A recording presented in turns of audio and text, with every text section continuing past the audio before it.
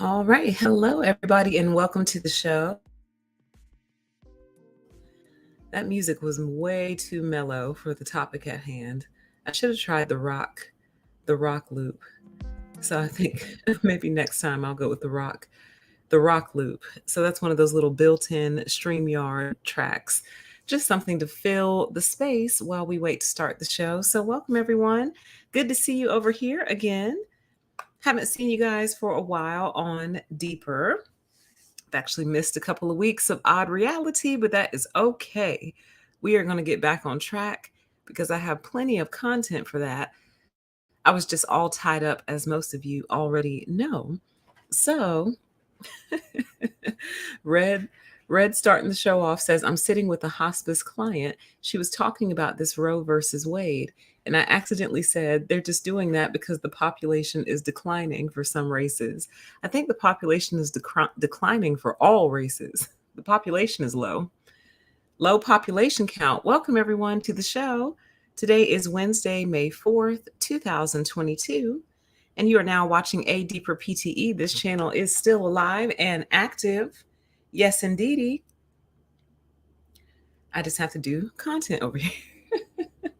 I just have to do content over here and get back into my groove. So, welcome, everyone.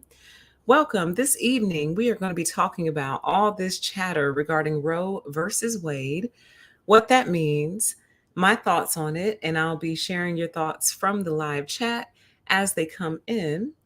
So, this was actually brought up on my other channel, Pettynomics. So, I sincerely hope the person who mentioned it over there is either subscribed to this channel or on the mailing list so they'll know that we're talking about it tonight.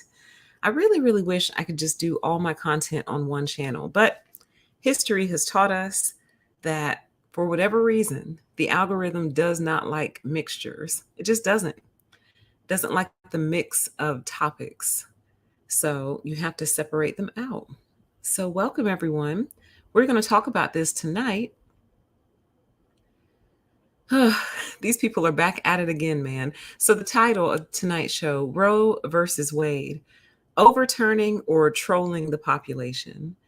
And I'll explain the whole trolling the population a little bit later on in the show. But I feel, well, I guess I could kind of explain it now. I feel like just every couple of months they bring up this issue just to get us all worked up and in our feelings, man. That's what it feels like. And that's why I'm like, are these people just trolling us or what? Because it literally feels like every couple of months, or at least once a year, this topic comes up. People take to the streets, they start protesting, and then nothing happens. Although a lot of different states have been banning, I think they've been banning abortions after 15 weeks. I think Florida just did that. Texas did that a couple of months ago. So what Roe versus Wade is, or what that ruling basically protected was, you know what? I don't want to misspeak because we're about to read about it anyway. But just to paraphrase off memory, the federal, it's the federal protection of it is what it, of abortion, access to abortion. And of course, it's more complicated than that, which is why we're going to take a look at the actual article that started all of this earlier this week. We're going to take a look. It's very long. We're not going to read the whole thing. We're going to read the first couple of paragraphs just to get an idea of what has actually taken place.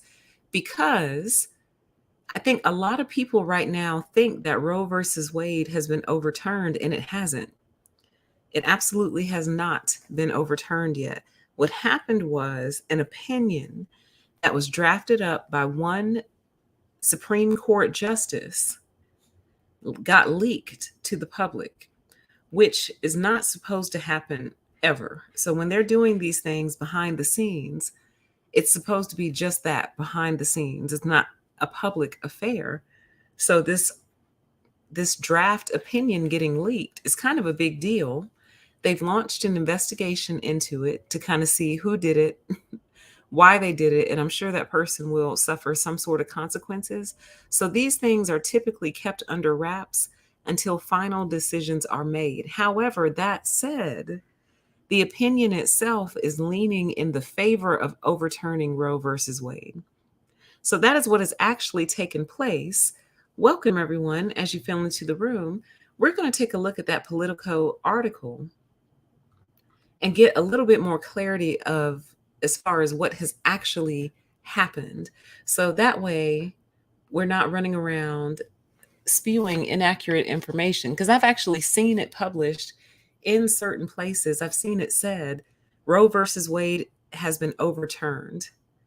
Even in this article title right here is actually inaccurate and kind of misleading. It says Supreme Court has voted to overturn abortion rights, draft opinion shows.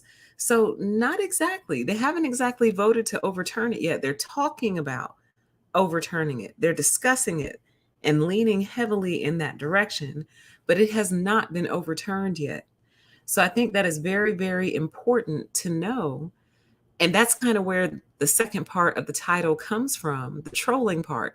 Are they just trolling us? Because to come out and say they have voted to overturn over abortion rights is actually not true. No, they haven't. They have not voted to overturn abortion rights yet. Not yet. But as I told you guys before, I think they're going to. I really do. I think this is something that they just won't be able to rest in their graves unless they overturn Roe v. Wade. It's the only thing that they live for. And that's part of the reason I just don't respect this particular viewpoint, this particular positioning from the conservative side of the political spectrum. For anyone who doesn't know, I'm sure most of you who are in the chat already know where I stand. I'm pretty much right smack dab in the middle. Used to be a Democrat. I wouldn't say I was a hardcore Democrat, but I used to be a pretty passionate Democrat. Not anymore. Not after everything that we went through these past couple of years. That is no longer a true statement for me. But I also am not a Republican or a conservative either, for reasons like this. You got people out here homeless on the street, middle class people homeless on the street. Dig this. You got people homeless who have jobs. Now, isn't that something? Homeless with jobs. I just got through watching a video on YouTube not too long ago, earlier today. I think it was titled Homelessness in Florida, something like that. And one lady is like a nurse practitioner, but she just fell into this gap between what she was making and what was owed, and she couldn't close that gap. So she's been hotel hopping, but she has a full-time job. So she wakes up every day, goes to work, and then returns to the hotel that she's borrowing until she can secure a place to live. And the reason she hasn't yet is because rent is out of control. So I bring that up to say they're foaming at the mouth over abortion, but you got people who are actually working full-time jobs who are homeless. So that's why I just can't get into your camp. I can't get into it. Your focus is all off. You worry about the wrong things.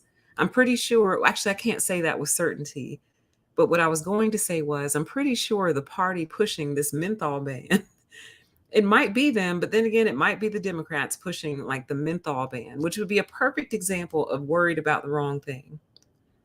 Like, you want the babies to be born so bad, but will her parents even be able to afford a place to live when the baby gets here? And if not, are you going to pony up the cash to help the brand new parents live somewhere? Probably not.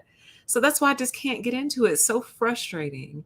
And a show that I've been kind of meditating on for the longest is a show where I basically dress down both sides, where I dress down the Democrats and I dress down the Republicans and just show them their error on both sides of the fence because they're just off. But anyway, we're not here to talk about that. Chat says they could be trolling, but the difference now is that they're actually in a position to easily overturn it. Very true. It says the biggest problem is that we have a two-party system. Absolutely. And they're so similar. That's the other half of that show. So the other half of that show is going to be to illustrate the similarities between both parties. Like, they think they're so different, but they have some serious similarities, or here's a better way to put it, they have some serious common errors So, ways in which they're just going off, just sliding off the deep end, both of them, but they do it in a similar way. So, that show will happen eventually. So we'll get there. But welcome, everyone. So, why don't we actually take a look at the Politico article that was released? I'll share some thoughts. I'll be plucking your thoughts from the chat as we go. And then we'll close out and we'll get out of here. Okay. So, this came out, let's see the date. This came out on the 3rd, which was what, yesterday? I thought this came out Monday. I guess it came out yesterday.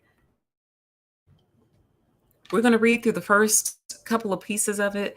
Then we'll just chit chat and we'll go from there. And I'm also very curious what your thoughts are on this issue. So please do leave those thoughts in the live chat as we go.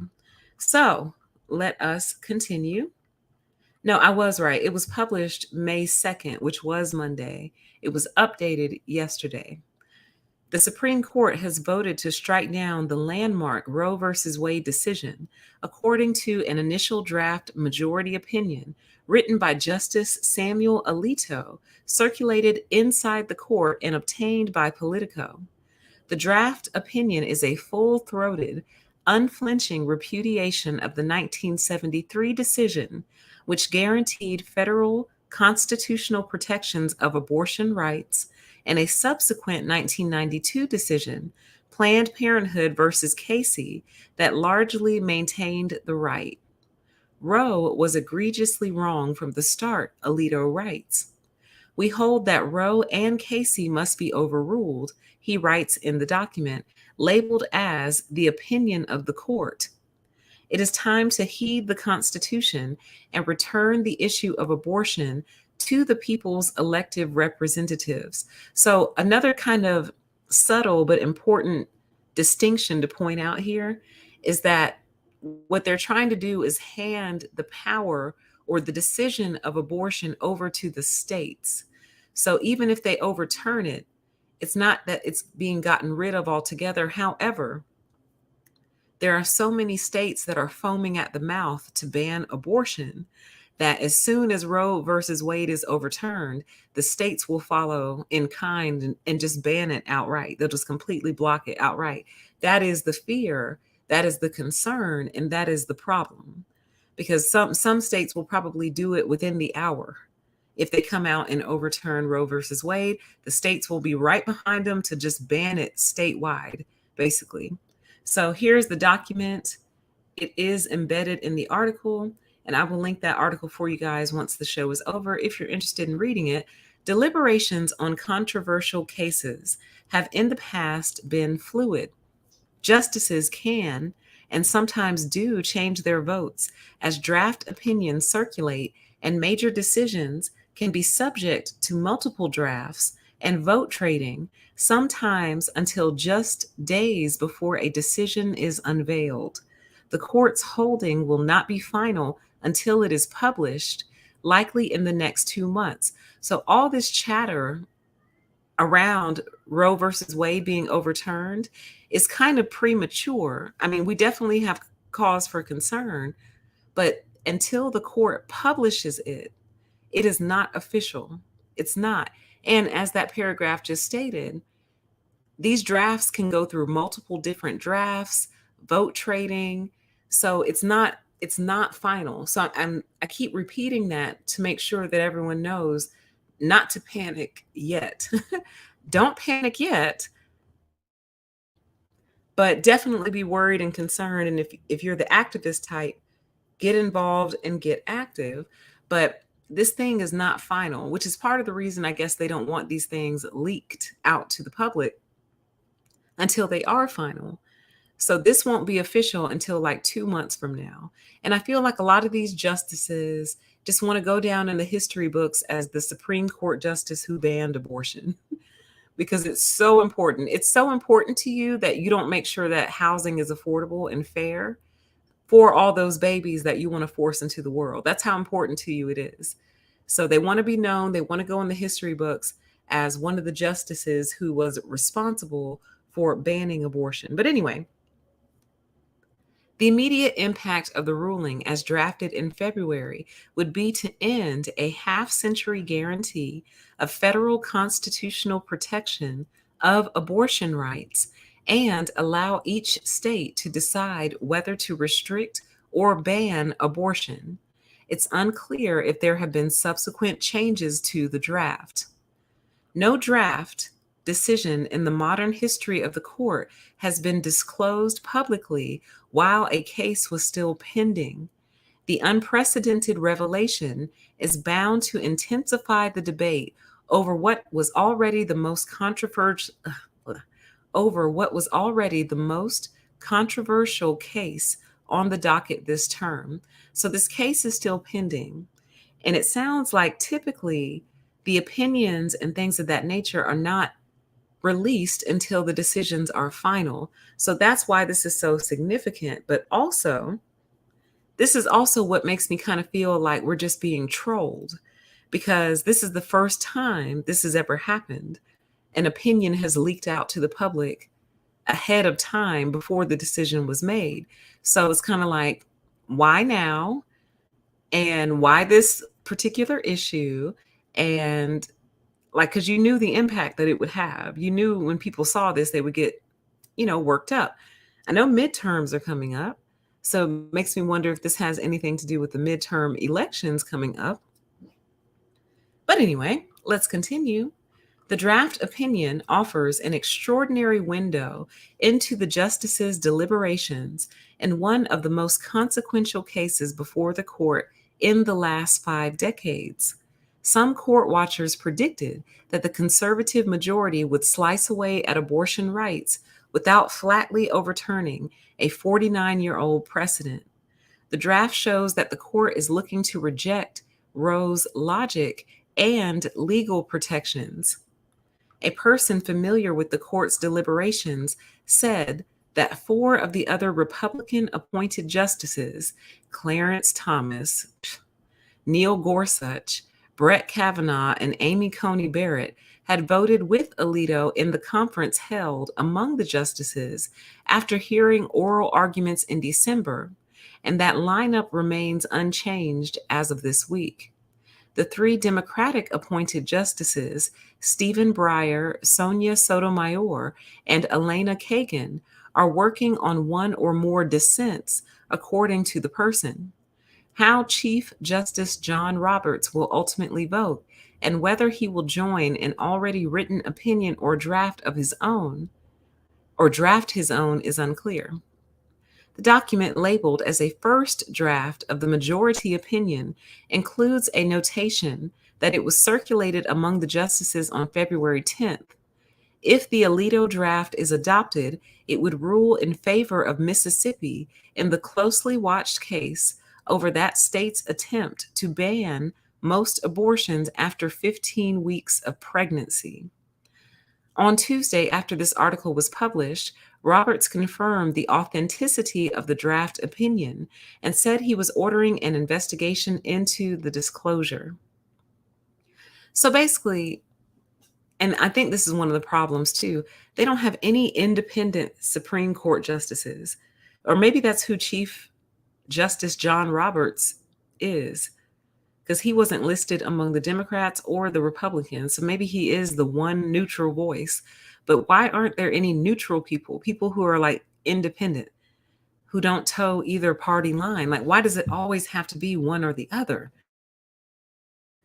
As the chat said earlier, it says the biggest problem is that we have a two-party system. I couldn't agree more, because it's like it's always going to end up this way. You feel this way, I feel that way, and it's always going to be a tug of war. And the thing that I like the least about it all is that it seems that both parties feel like everyone has to live life their way. Like the Republicans feel like everyone has to live life like a Republican or a conservative. Democrats feel like everyone has to live life like a Democrat or a liberal. And it's like, no, no to both of you. Both of you go to the corner, because no. That's the problem. Like, God, I swear this is why my channel was born, the main one, Permission to Exist. Like, everyone is always trying to design your life for you. They are always trying to decide and dictate to you how your life should be and what it should look like. And that is just simply not how life should be, but it's certainly how they're trying to make life be. It's what they're trying to make happen. They just can't leave people alone. Leave people alone if they're not doing anything illegal. You know what I mean? But other than that, like you have to let people be. You really, really do. It says on Tuesday, after this article was published, Roberts confirmed the authenticity of the draft opinion and said he was ordering an investigation into the disclosure. So it was real, according to Justice John Roberts. Let's see. Blah, blah, blah, blah, blah. He's basically saying this is really, really bad. And he also said Roberts also stressed that the draft opinion does not represent a decision by the court or the final position of any member on the issues in this case. The court spokesperson had declined comment pre-publication. And it says Politico received a copy of the draft opinion from a person familiar with the court's proceedings in Mississippi, along with other details supporting the authenticity of the document. The draft opinion runs 98 pages, including a 31-page appendix of historical state abortion laws. The document is replete with citations to previous court decisions, books, and other authorities, and includes 118 footnotes. The appearances and timing of this draft are consistent with court practice. Okay, so we're going to stop there as far as reading this article. Again, it is pretty lengthy, so I will go ahead and actually drop this in the chat for you guys now, and then I'll also link it after the show for anyone interested. There we go. For anyone interested, you can go check that out if you want to read the whole thing and just kind of get like a really historical background on everything. But here we are again. Let me check the comments really quick. It says apparently there are about 13 states that have trigger laws that once Roe versus Wade is overturned, their own abortion bans automatically go into effect. Then there are about 12 or 14 more that may follow. See, and that's the problem. So they don't even have to wait. So it's not even within the hour. It's like immediate. It's instant, it sounds like. If they overturn Roe v. Wade, they will instantly ban abortion in some states. Chat says, let the states decide has become our real life version of may the odds be ever in your favor. Gosh, man, what a true statement. May the odds be ever in your favor. Whatever your state decides to do with you is what will be done. And this goes back to something, I don't remember what topic we were covering, where I said these people really think they own you. They really do. And it has become abundantly clear to me in recent years how much they really do think that they own you, that you belong to them. They really think that. Versus you just being a member of their general population. It's more than that. It's like you're more than a member. You're a member and your mind. Chat says, I read opinions were leaked before, just not recently, but I think this was leaked by accident on purpose. Absolutely. And that's going to be where our trolling aspect comes in. That's what leads me to believe that we're being trolled, like lightly though, like it's a light troll. Like I feel like every time we settle down, they have to do stuff like this to kind of get us worked back up again. I don't know. Chat says it's not time to panic, but it's definitely the time to resist and oppose the decision. Strong, consistent resistance over these next few months may swing this opinion back the other way. I agree. Like if this is something that means something to you, and it should, you should really get active and get involved. Because to me, this is just the saddest thing. It is just so sad. And I'll get into that. It says, Don't deliveries and maternity care cost way more than abortions? I don't think people realize how it may impact healthcare coverage if more people have these kids. You know what? I had never even thought about that before. The impact on the healthcare system. So people are already always, complaining about having to absorb the cost of people who are, say, uninsured or who don't have health insurance, or when they can't pay their medical bills, the cost gets kind of passed on to everybody. So people are always talking about that. And, even down to things like a lot of companies will have you sign off on like a smoking attestation stating that you don't smoke. And then they'll give you lower healthcare premiums because their logic, theory, philosophy, and it might even be fact, is smokers cost the general healthcare system more money.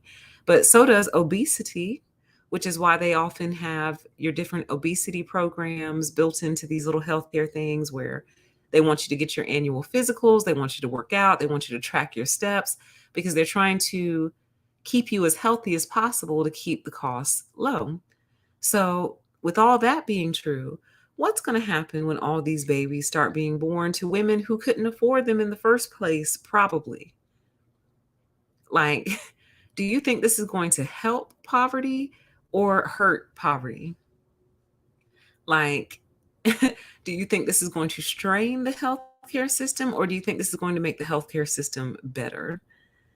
It's the lack of foresight for me. It's the inability to really think through an issue from start to finish for me. That's what's really killing me. But there's a part of me, and I'm not going to lie to you, because I'm so irritated with this and so frustrated and so fed up because literally it's all I've been hearing about my whole life, my whole entire life. They've been rolling over, rolling on the floor about abortion, but none of them volunteer at orphanages. None of them are foster parents. None of them adopt children from America. They'll go overseas to adopt kids from over there, but they won't adopt any of these babies in America. I mean, adoptions happen, sure, but I'm saying the people who cry, like, look at these people in the crowd. So, this crowd, if you read their signs, most of these people are anti abortion. There's a few people mixed in who are pro, but if you see Let Their Hearts Beat, liberal atheist against abortion, just overturn Roe already, you cowards. And then a couple people here in the front, and here's one that says expose and shut down the abortion industrial complex now. But then there's a few people here in the front, bans off our bodies, things of that nature, right? So it's kind of a mixed crowd. Before the ones sitting up here holding all the Let Their Hearts Beat signs, do you think that they're on the list for adoptions? Do you think that they're on the list for, foster care? Do you think they're foster parents? Do you think that they volunteer at local orphanages? Do you think they go read to the kids? Do you think they babysit? Do you think they do any of that stuff? Do you think they go rock newborns who need to be rocked down in the nursery? Do you think they do any of those things? Probably not. They probably just go home and tend to their own kids, is what they do. Oh, right, exactly. The chat says, and they're also anti-government aid. So it's like, again, going back to what I was saying at the start of the show, just because I'm no longer a Democrat doesn't make me a brand new Republican, because how can you be both? How can you be both anti-abortion and anti-government aid? This is what I mean when I say the Republicans believe in suffering. The Democrats believe in force. The Republicans believe in suffering. So in many ways, they both believe in force. I just gotta do that show. They both believe in force. They both think you're supposed to live life exactly like they do. But anyway, so you don't want people to have access to welfare, food benefits, housing benefits, everything that they're basically going to need to survive in America. You don't want them to have access to that. You want them to work, get out there and work, get a job and work. That's what you want. That's what you want ultimately. Ultimately, you want go get a job and work. It's like, well, I just had a baby. The baby you made me have. Um, so the baby you made me have, kind of got me down and out a little bit right now. You know what I'm saying? But they don't it's like they just can't stand the idea that somebody would be assisted in any way, even though that's all the Bible talks about. That's all Jesus talked about. Loving your neighbor, helping the poor. Like, it kills me how they just ignore that part of the Bible that they cling to so strongly. This is going to be your guns and Bible crowd. You cling to your Bible, but your Bible says that you are supposed to have the most compassion for people in that situation, especially a mother with a baby. So it's like, okay, if you want to force all these babies to be born, then they need to be born into a system where there's going to be a lot of help. But you're against that too. So that leads me to believe you just want to see people suffer. You want suffering. You like it. You enjoy suffering. You must. Because look at all the babies that are already here in impoverished circumstances, impoverished situations. And at this point, being middle class is borderline poverty. Borderline. You're borderlining right on poverty as a middle class individual. You're borderlining on it. You may not feel like you are, you may not realize it, but man, oh man, you're just a few snaps away from poverty.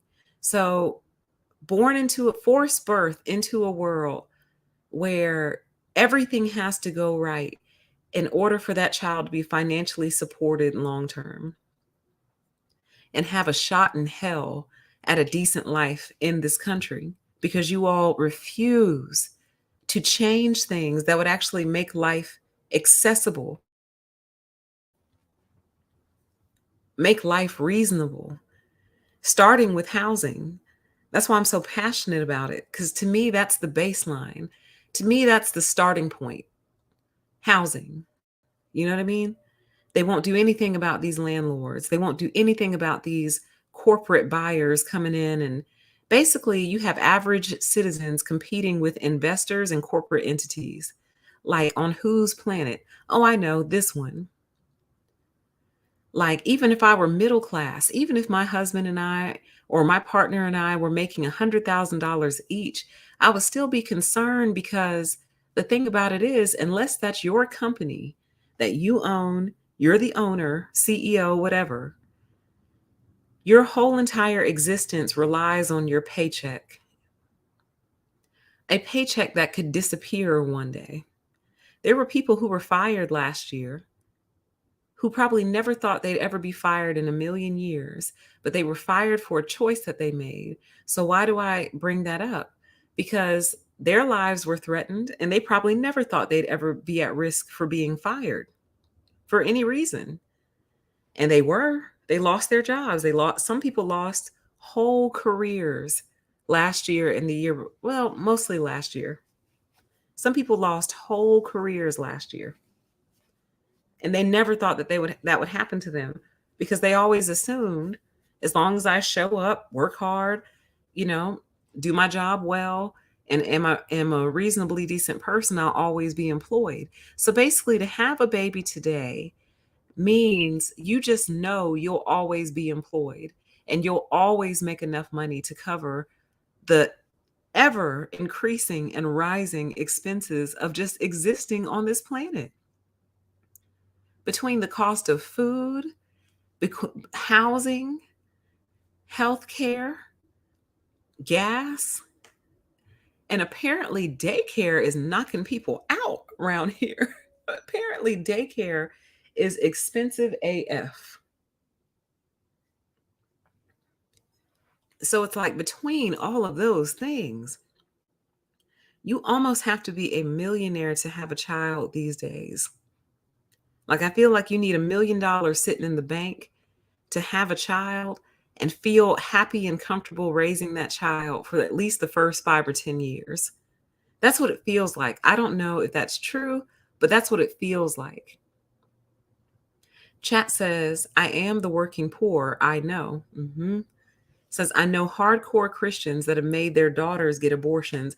Absolutely. And that's what they don't want to talk about, honey. That's what they don't want to talk about because they weren't going to bring that shame to their family, right? So they sent her off to have an abortion. Yeah. So, in a way, I think I started this thought earlier and then I think I cut myself off. In a way, I hope that they're successful. And let me tell you why. It's not that I want to see abortion rights disappear. It's not that I want women to lose access to that option. I don't. That's horrific. The thought of that is horrific. But the reason I hope that they're successful is number one, there's a couple reasons. Number one, they will finally get their effing wish and it will force them to focus on something else. Okay, fine. We overturned abortion rights. Now, can we do something about housing? Can we do something about that? Can we do something about healthcare? We should. All these new babies that are getting ready to get born. Can we do something along the lines of a universal healthcare like they have in Europe? Can we work on that? So, in other words, to me, this is an excuse. To me, this whole abortion conversation and the way that they pretend that they care so much about these babies is an excuse to not fix the real issues for everyone who's already here, for the human beings who've already been born. It's an excuse. It's a carrot. It's like, well, we can't do anything until we fix abortion. Ah, abortion. I wake up in the morning, think about all the little babies who died. No, you don't. Because you hate the little babies once they grow up. You hate them. You do. You love the little children. You love all the little kids, you love the babies, but once they become adults, you absolutely hate them. And you do everything in your power to keep them in a certain station in life, to basically block them from thriving, block them from coming on your street, block them from living next door to you, block them from renting a house next door to you. Do everything in your power to block them once they become adults. You hate them because all these little babies that you care about so much become people. They become adults. And you hate the adult, but you love the child. That's a little creepy if you ask me. If you ask me, that's just my opinion though. You love the baby, but you hate the adult. So I just can't make it make sense in my mind. I can't rectify it in my mind. I really can't. Like, and y'all also aren't babysitters, you're not foster parents, and you're not adopting kids. You're not. You don't want all them kids in your house. So anyway, I hope they're successful, number one, because it would eliminate the excuse. Now there's no more excuse. You got your number one wish in life. You banned abortion. Congratulations. Now what do we work on next? What do we work on next? Y'all might want to get to building some schools because you're going to need them for all these new children getting ready to come into the world. You're going to need them. You got enough teachers for that? Do you have enough teachers for that? That's a good question because a lot of people don't want to teach these days because it's nightmarish.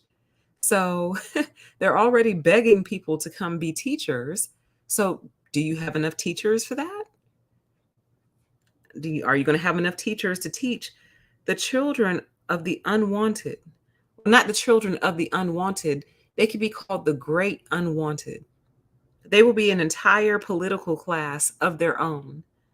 Once they grow up and get old enough to realize, because trust me, their mothers are going to tell them, assuming the mom keeps them, she might just go like put them in the woods and hope somebody hears the baby crying and comes and finds the baby. Or, you know, how some chicks just put them in a dumpster. There's that.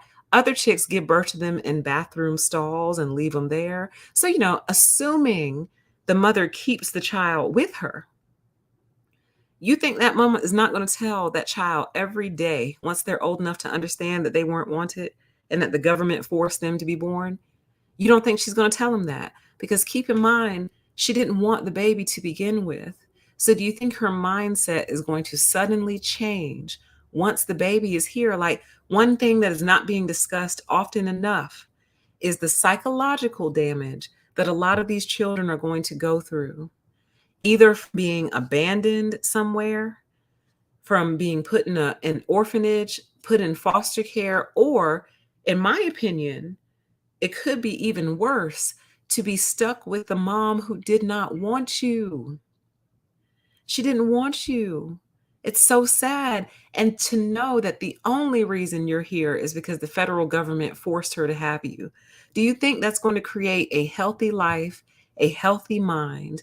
Do you think that mother will be mother and father, if the father sticks around, which, I mean, probably not. There might be sometimes couples get abortions. It does happen. But typically it's a young woman or just a woman in a situation she knows is over her head, and she's trying to course correct before it gets too bad. So, assuming she keeps the child with her once it's born, you don't think that child is going to feel that? So, they're going to become a political class all of their own. I don't believe they're going to have a lot of resources or wealth or access to wealth, because keep in mind, the mom didn't want them. And it's probably for good reason. Meaning she knows she can't afford it. She knows maybe she's mentally messed up. Maybe she knows she has too many mental problems to deal with a child. She might know that about herself. Did you guys hear about the mother? And I don't mean to bring in ethnicity, but I'm just bringing it in to help you remember. She was an Asian woman who, unfortunately, I don't think they passed away yet, but the doctor said there's no hope for them. But she shot both of her sons. This was like a couple of days ago. Did any of you see that story?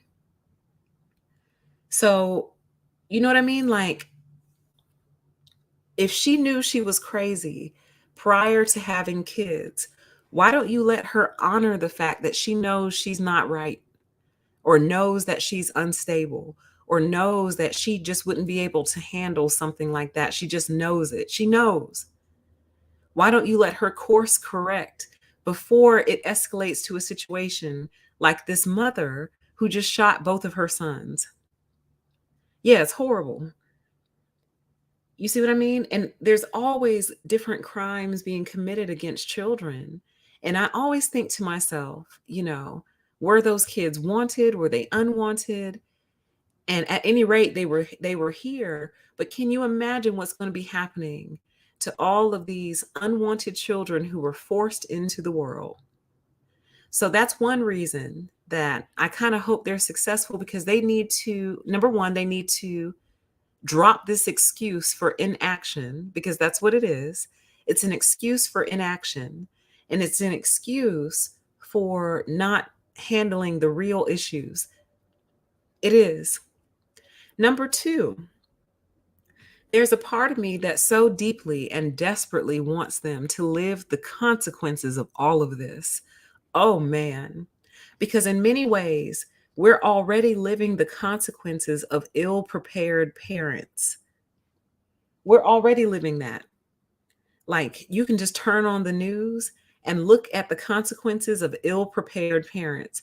Parents who were not ready to bring children into this world, but they did so anyway. And those kids might have been wanted, but being wanted and being prepared are two different things. So you can want all the kids you want, but were you prepared for them? A lot of people weren't and aren't, and their kids are the reflection of that. Their children are the reflection of that lack of preparation or that lack of capability. Like, some people are just not capable of being good parents. They're not. And if someone knows that ahead of time, you need to let them honor that knowledge, that internal knowledge that they have about themselves. You need to let them know that. For example, I'll give you an example in a different way. What if there's a man or a woman who refuses to enter into a relationship because they know they have severe jealousy issues? So anytime someone approaches them trying to date them, they say, "No, thanks. You seem like a really nice person, but I have severe jealousy issues, and you wouldn't ever be happy because if you go to the bathroom, I'm going to be going through your phone to see if you're cheating." And if they know that ahead of time and they preempt the relationship from happening, we just saved two lives. You see what I mean? So why don't you let people honor what they know to be true about themselves? Some people know they're crazy. They know they ain't right. They know that. Let them honor that knowledge. But no, it's like here's another thing that kills me. There's a lot of assumptions embedded into the pro-life argument. And one of the assumptions that's embedded into the pro-life argument is if you become pregnant or if you father a child, that makes you a good person and it automatically means you're going to be good parents. So, in other words, the act of pregnancy and childbirth automatically means you're a good person. That's what it means. That's how they behave. They behave as though just because you got pregnant or you fathered a pregnancy, you are a good person and you're going to be a great parent. I think they think these people live in fairy tale land, man. They live in the land of fairy tales and dreams. And they believe in their heart of hearts that as soon as you hold your baby in your hands, as soon as you hold your child for the first time, everything about you will change. And for some people, that is true. Some people gave birth to their child or their child was born and it changed them completely as people. Like it rearranged all their priorities. They started to know or believe in what was important in life. Like they became better people. Some of them went back to school. Like all kinds of things can happen when a child is born. But just because that happens sometimes doesn't mean it's going to happen every time or all the time. So as a result of this false belief, this belief in a fantasy, they just apply it to everyone. They apply it to every woman. What if a woman is a drug addict or a woman who services clients on the street? And as a result of servicing a client on the street, a pregnancy arises. Now, this woman doesn't have housing security. She might even be in kind of a dangerous situation with her PIMP. She might have drug issues, different addictions that she has, and she finds out she's pregnant and she's like, oh no, I have to make myself not pregnant anymore. You're going to make her have that baby,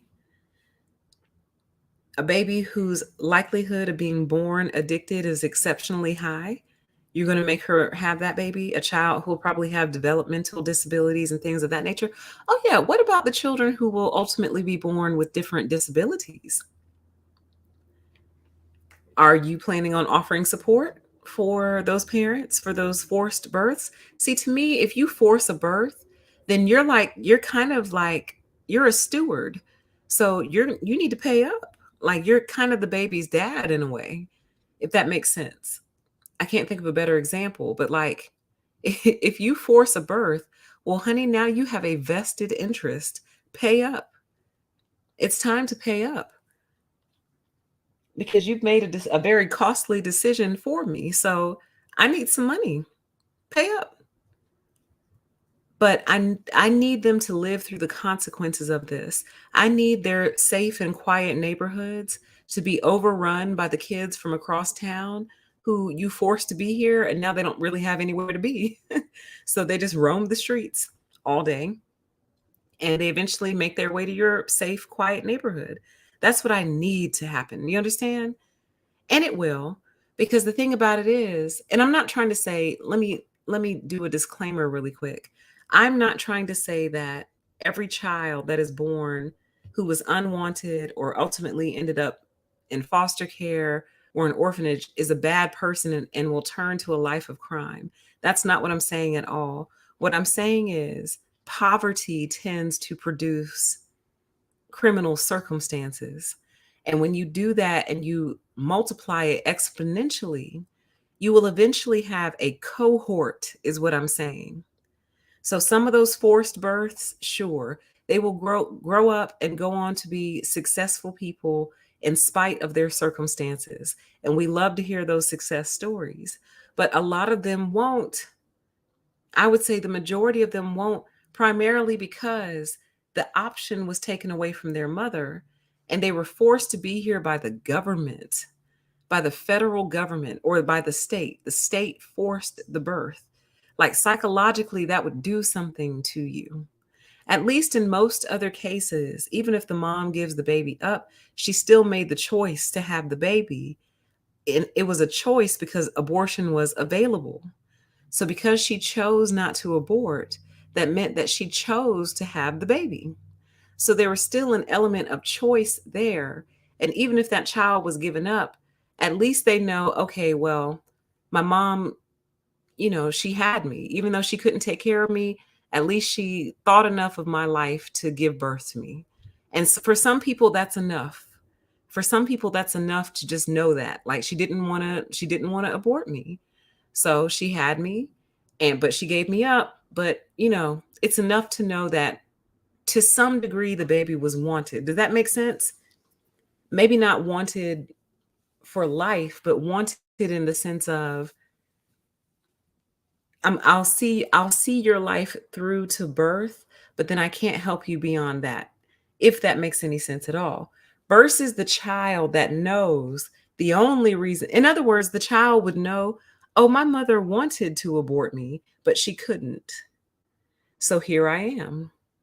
You're going to create a cohort, and that cohort is going to be very unique. And I think a huge portion of that cohort will turn to various crimes, primarily because they're literally being born behind the eight ball in one of the worst ways possible. Like, hey bro, what's your birth story? Oh, the state forced me to be born. What's yours? Oh, same here, bro. Yeah, my mom didn't want me at all, but she was forced to have me. That's going to create a cohort that is going to terrorize your society. It's going to terrorize them.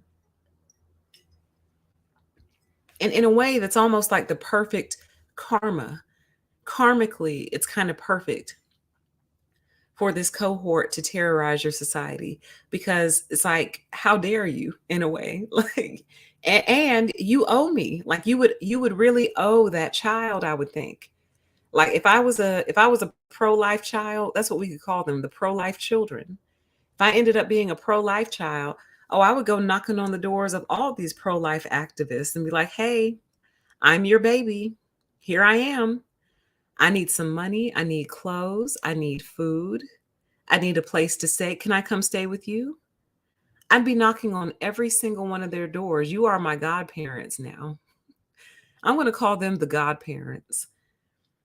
They are the godparents. You are our godparents now. You were so determined to make sure that I was born. Here I am. Life's been really rough. So I need some help. Mom, dad. Hey, sister. Hey, brother. Can I come play with your toys? I would knock on the doors of every single one of them with my hand out and be like, well, I'm here now and I need help. So will you help me? You see?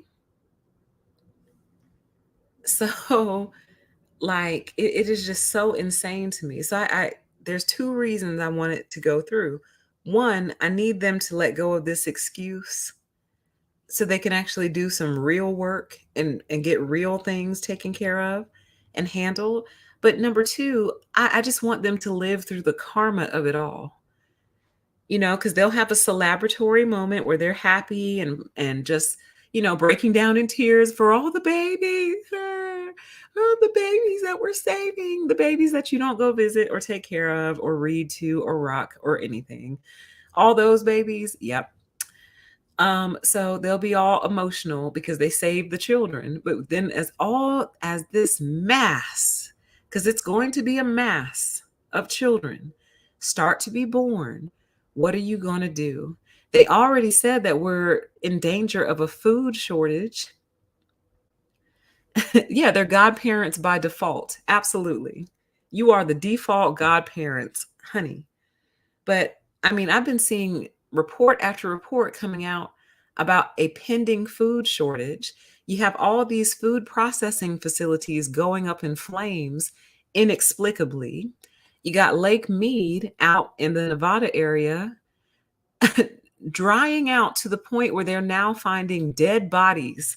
Did you guys hear about that? So in Lake Mead, which I think is in Nevada, the water table has receded so much that it's starting to reveal things that were in the lake that previously you couldn't see. A barrel was found, and there was a body in the barrel from the 70s. So clearly he didn't put himself there. So they're looking into who it is. I'm so intrigued by that case, by the way. I want to know who it is, if it was like a missing person, is if this like a cold case that just got solved. I don't know. But I'm very, very curious about that. But anyway, um, you got the lakes are drying out, the rivers are drying out, the food processing facilities are up in flames, farmers are having to kill chickens because of bird flu. You got food rotting and spoiling, can't get shipped. So we have supply chain issues. We have sustainability issues. Chat says yes. What about the sustainability issues too? Exactly. Like, aren't we already in the middle of some sort of climate change crisis? I'll be very honest with you guys. I have done zero to no research on climate change. So I really don't have an opinion. So I can't give a strong opinion one way or the other because it is something I'd really want to look into before I do. But according to what I see all the time, aren't we in the middle of like severe climate change issues? And you want to bring a couple million more people here? Like, will we have enough baby formula? Will we have enough diapers? And then on top of that, what about all that waste that produces? Diaper waste, you know what I mean? Going to the landfills, just more stuff to go to the landfills. So I'm not saying don't have a baby because of the landfills, but what I am saying is if all these other issues are true, why would you want to bring more people to the earth to compound those issues? We barely sorted out the issues that we have right now.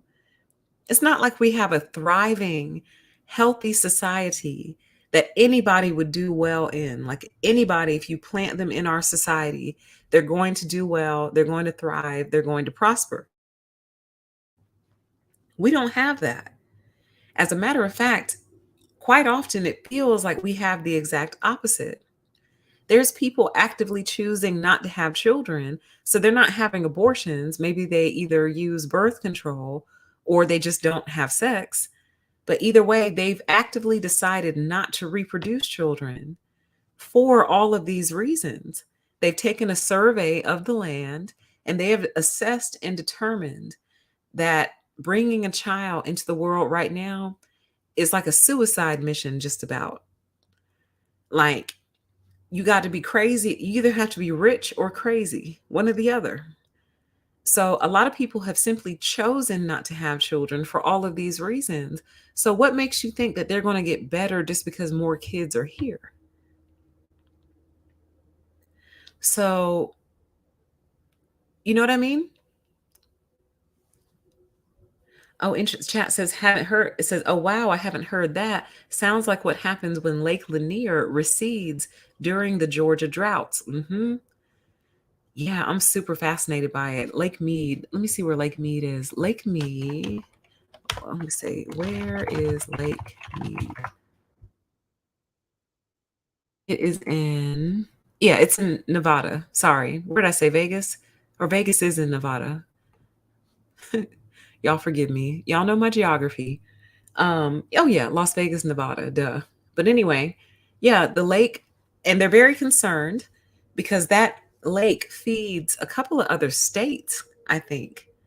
So I don't know if it feeds California, it might, but I know in some parts of California, they basically told them to stop watering your front lawn except for like once a day. Or excuse me, I'm sorry, once a week because the water issues are so bad. So we're already running out of water, you idiots.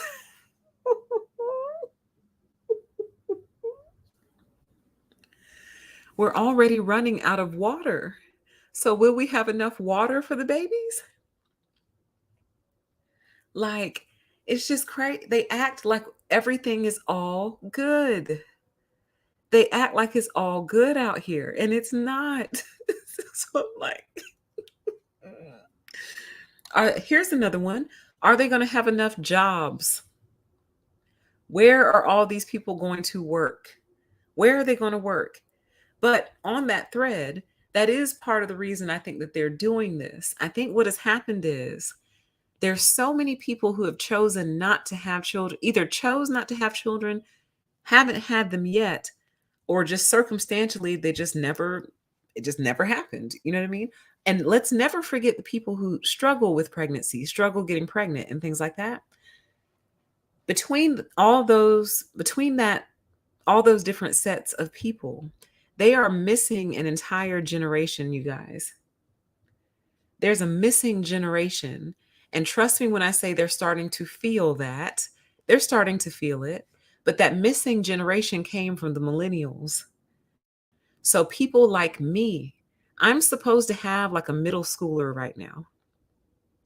I'm supposed to have a middle schooler, an elementary school age child, and probably a baby, like a newbornish, 6 month oldish type baby. That's what I'm supposed to have.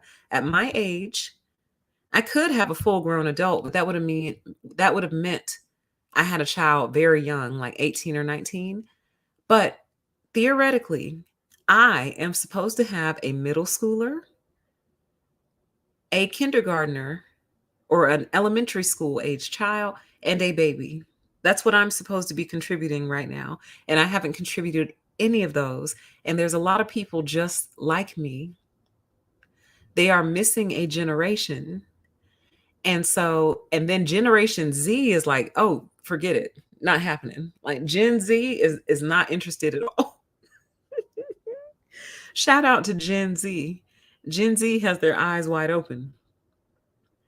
But Gen Z, Gen Z is graduating from college and going, rent is how much now? Say what now? You want how much for rent? I just got out of school. I just started my career. I don't have that kind of money. Gen Z is not into it at all. But the people who started it were the millennials. There's a missing generation, you guys. So they're feeling that. They know that in just a few more years, they are really going to start feeling the hurt of all these missing babies and missing people. Because I'm not contributing my middle schooler, elementary school age child and baby. That's three different people. That's three different consumers that I have not contributed to the pot. And it's also three different employees that I have not contributed to the pot. Absolutely. Chat says Gen Z sees all the lies. Absolutely. Like they see the lies. Got another one in the chat says, same here, PTE, we're in the same boat. So see, you and I are contributing to the problem in their eyes, which is why I believe they so desperately want to ban abortion, because they believe people like me are out here getting abortions every weekend. That's what they really think. I think that they think we're out here just partying, living it up, traveling, getting pregnant, getting abortions, and then hitting repeat. And I'm like, sweetheart, I've never even been pregnant. Or if I was, I didn't know. So, so like literally, in my opinion, that's how you get these people. Because I think they're gonna be successful, y'all. I hate to say it, but I really do think they're going to be successful in their mission to overturn abortion rights. And the way that you get them back, the way you pay them back, is just simply refusing to get pregnant. Just refuse. Stock up on birth control right now for those of you who are still active in a sexual way. Stock up on birth control. You might want to go ahead and just fill all of your prescriptions for the year. See if they'll give you 2 years worth of prescriptions. Stock up on birth control. And even if you don't use birth control, maybe just get some and just have it. Because when they ban abortion, birth control pills, the cost of birth control pills is going to go through the roof because the demand will be so high. So I'm telling you what to do right now. What you need to do is go get a prescription for birth control, even if you don't plan on taking it. Just quietly and casually fill your prescription. on a weekday, just stop by, fill your prescription, take it, go store it somewhere where it's air conditioned and moisture controlled. Label it with the date because we don't want to give people expired stuff, and just hold on to them, just sit on them. Because in a couple of years, couple of months, the demand for them will be so incredibly high. And I wouldn't be surprised to see them go after birth control as well, trying to ban birth control. I wouldn't be surprised. So you might just want to have like a little backstock. I'm telling you, what costs $10 today will cost $100 tomorrow. So anyway, the way you get them back is by refusing to get pregnant. That's how you do it. And I know that there will be different situations where a woman is forced. And I'm really not speaking on those situations because you were forced into the act of baby making. Trying not to trying to appease the algorithm here. But hopefully those situations are rare. But for those of you who, you just either are in a relationship or you date or even married, even whatever, just prevent the pregnancy altogether. Just refuse to get pregnant. So then when they're like, well, demand for abortion has gone down, all the OBGYNs will be like, yeah, because nobody's pregnant. Like nobody's getting pregnant anymore. They refuse. They refuse to have sex. Now what you gonna do? See, I mentioned this on Pettynomics the other day. There is a recent video over there, so do go check it out. But I said, I'm into genuine protests and real protests. I like the real protests. And to me, the real protest is, oh, okay, no problem. We just won't get pregnant anymore. We will absolutely refuse. And we'll just stop having sex. How about that? You like that? We'll just stop having sex and we just refuse to get pregnant. We'll go on birth control nationwide, and we'll just absolutely 100% refuse to get pregnant. Now what you gonna do? Because you can't force me to have a baby. Well, let me rephrase. They're trying to force people to have babies right now. You can't force me to get pregnant, bitch. How about that? So since you can't force me to get pregnant, the abortion conversation goes out the window, doesn't it? So now what are you going to do about your future consumers and your future employees? What you going to do? Because you can't force me. You can't. So to me, that is the rebellion. What, puppy? What you heard? What is it? Huh? You don't like the idea of what we're talking about? It's ridiculous. They're wilding. Let me let the window down. Hold on one second. One second.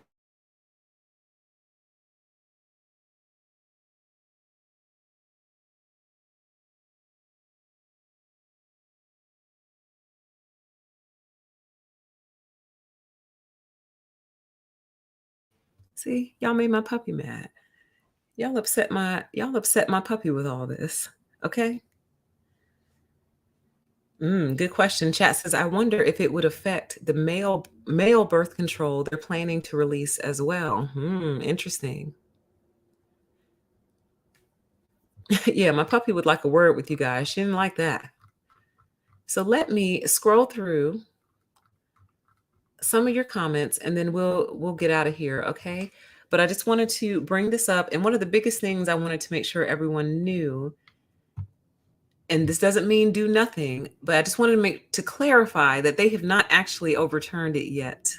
Even though people are running around saying that they have not. They are strongly considering it, but that means that we still have time to take action and strategize. And part of what I'm telling you to do as strategy is just quite simply refuse to get pregnant. Those of you who have that choice, who have that option, who are not in coercive relationships or anything like that, just simply, absolutely 100% refuse to get pregnant. Now, what are you going to do? What are you going to do? Yep, it says no, and they'll be the same ones to complain about welfare, Medicaid, and Medicare being taken out of their taxes. Absolutely. That's why everybody hates them. You're such hypocrites, man. You're hypocrites. And they understand the principle because they're the same ones who were against the pokey pokey mandates, which is correct. You're aligned. Okay, now you're starting to get it.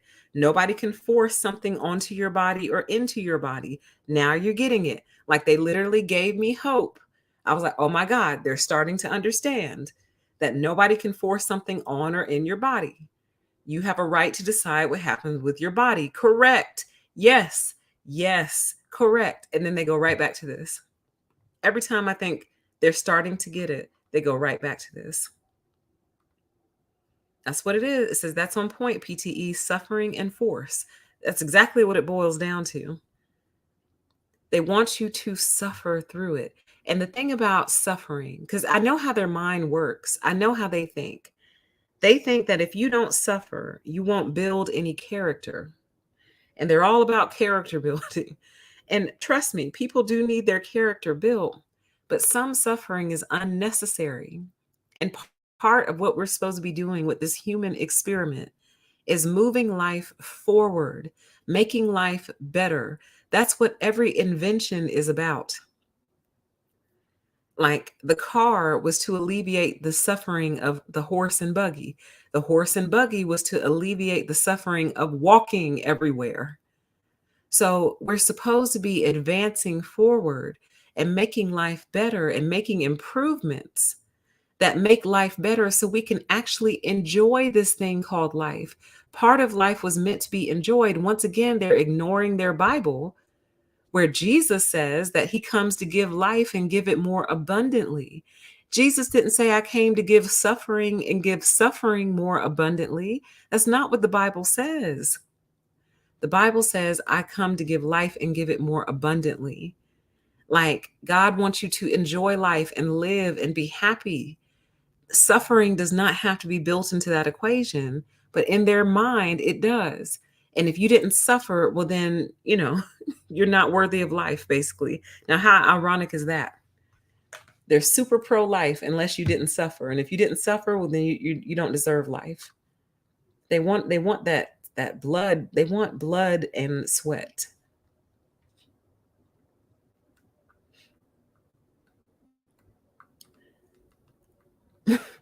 Going through your comments here. Yeah, they're users of life. It says people are working so they can tax us. They use life. Absolutely. They're users. They're trying to use you all as battery packs and generators. And I just refuse. I'm about to lay so flat, y'all. I'm just trying to put all the pieces together, but I'm about to lay all the way flat on them. Wish me luck. Let's see. Absolutely. It says unwanted children have a hard time climbing the socioeconomical ladder. Absolutely. Because their parents probably didn't put provisions in place to make sure that they could. There's wanted children who didn't have what they needed to really get a good start in life. Can you imagine being unwanted? It's just so incredibly sad to me. It's sad. Like, it's the saddest for me for the child. Absolutely. It says, and this will disproportionately affect poor women and women of color. Wealthy white women will still have the resources to get their abortions. Absolutely. You think they won't call one of those abortion doctors, just come to the house? Just come to the house and they'll quietly take care of it, quietly slide the payment under the table, and quietly leave. And that's what kills me because there's no desire for the adult version of all of these children. You know that. We hear them complain about it all the time. What do you think redlining was about? Redlining was about making sure that certain people don't live near me and don't live in my neighborhood and that their kids don't go to my kids' school. So you love them so much that you drew red lines around neighborhoods to make sure that they wouldn't move into yours. That's how much you love them. That's how much you care. America is doomed, you guys. I don't know if any of y'all were actually sitting around with hope for this place.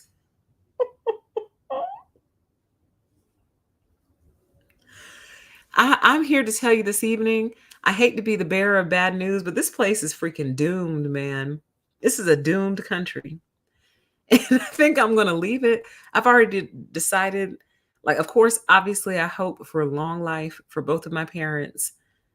They might go to their 90s, they may or may not, who knows? But I've simply decided that once my parents have crossed over, I'm out of here, man. I'm gone. Like, I'm leaving. I'm leaving the country. I think I'm gonna move to some country in Africa, one of the ones that are up and coming. Don't believe the hype. Everyone is not over there impoverished, living in huts and tents. Some of those Africans are living quite nicely, okay? Don't believe the hype. So I think I'm actually going to go to Africa. Is where I'm planning on going. I'm going to go back home. I'm just going to go home. Because to me, like, if there is going to be some suffering in Africa, well, okay, you know, it's because their resources were stripped largely, and they're still trying to develop into a prosperous nation. In other words, I don't want to be somewhere where there is prosperity all around me, but only for certain people. Does that make sense? Such a dysfunctional, disorganized, hypocritical place. I don't want to be there. So I've already decided I'm leaving. I'm just waiting out my parents, and I'm not in a rush. I don't want to make it sound like I'm anxious. Um, I'm just saying that I kind of have a game plan. I'm leaving. I'm out of here. It says you should come to Senegal. Are you in Senegal, Awa? Absolutely. I need to go visit and just kind of see. I think that would actually be really good for my soul. Just the beauty of it, the water, the trees, the animals, the resources, the richness. I bet the fruits and vegetables over there are amazing. Amazing. Just yeah, I think that's what I'm gonna do. So I'm looking into that.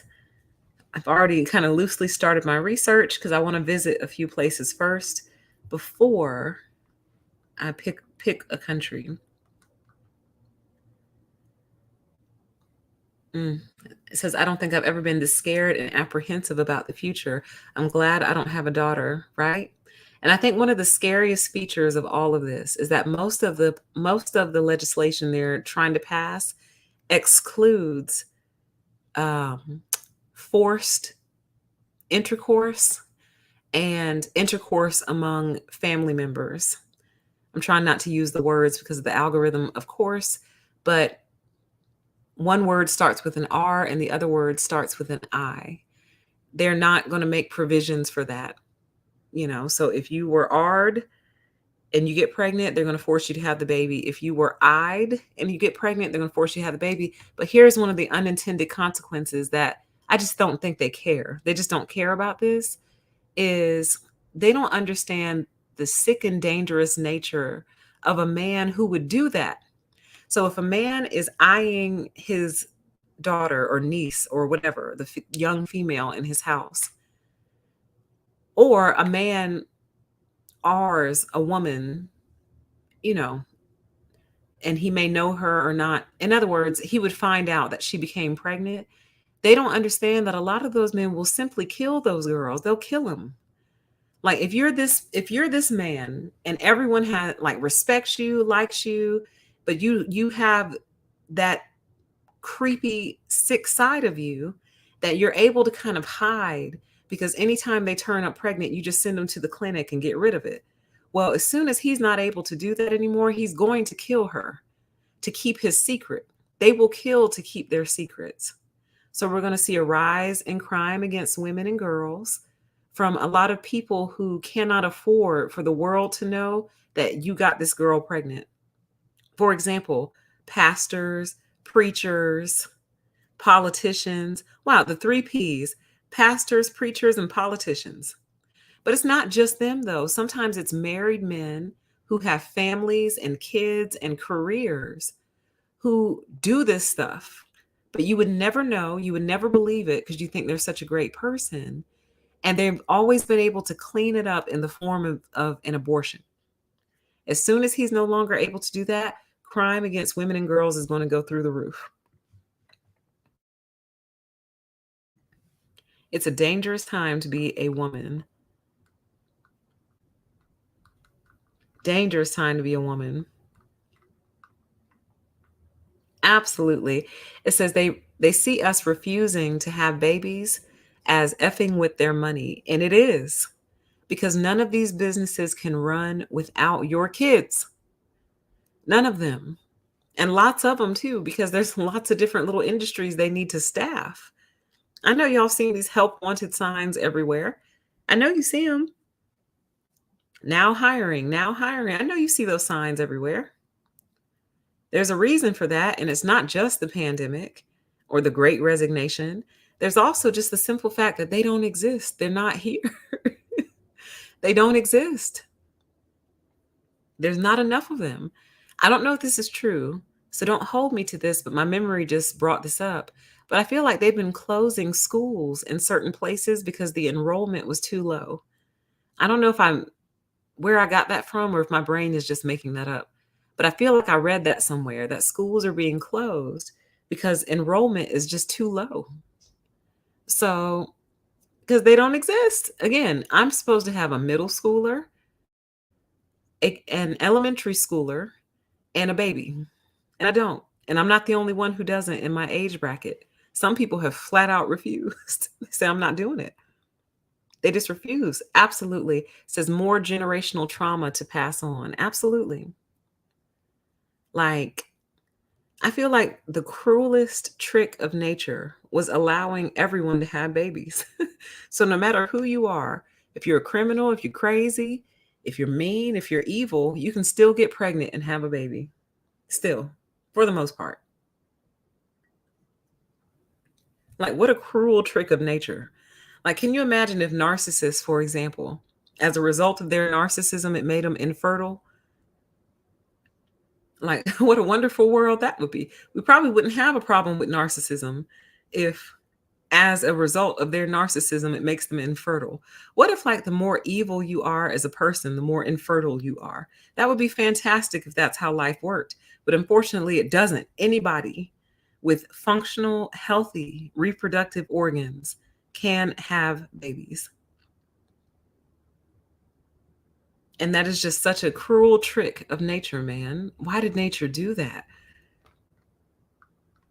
Like, I don't know how to feel about that. Like, when I meditate, like, on the grand design, I'm like, now why would God give the ability, childbearing ability, to everyone? Why would God do that? Like, was it an experiment or is it just a function of God's goodness? Like, I'm so good and so abundant, anyone can have a child. Anyone, even if you're wicked as hell, evil, crazy, psychotic, you know, you can have a baby too. Like, why? Like, why would nature do that? And why hasn't nature course corrected yet? Like, why hasn't nature built in a fix for that yet? Absolutely. It says women won't stop getting abortions if it's made illegal, though. They will just seek them out in more dangerous ways, which will lead to more deaths. Absolutely. They're still going to get them. And they're still going to be trying it at home and things of that nature. And I do believe a lot of abortion providers will continue to operate. They'll just operate under the table. Some of them will get caught, they'll get arrested, others won't. And they'll probably teach a lot of people how to do it too. And I don't want to sound like, oh, yes, abort the babies, kill the babies. Like that. I'm not on that at all. Like, I love babies. I think they're super cute. I always wanted to be a mom at one point in time, but then the world changed. And I just am able to think about an issue from start to finish and just know that if a woman has come to that moment, that point in her life to make that decision, things must be really, really, really, really bad. And they don't tend to get better after a baby is born. Like, the baby might bring her a lot of happiness in terms of, I just love you because you're my baby, but happiness doesn't pay the bills, honey. Happiness doesn't pay the daycare bill. Absolutely. Says it's not pro-life to invite a baby into that situation. No, it's not. It's borderline pro-death.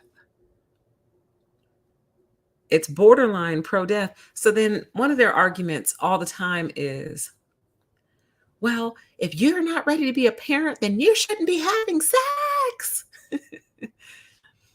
And sure, okay, on the surface, your logic is sound, but you have to just understand the nature of human beings. Like when men and women get together and they kind of like each other, they start touching on each other. It's just what they do, it's what human beings do.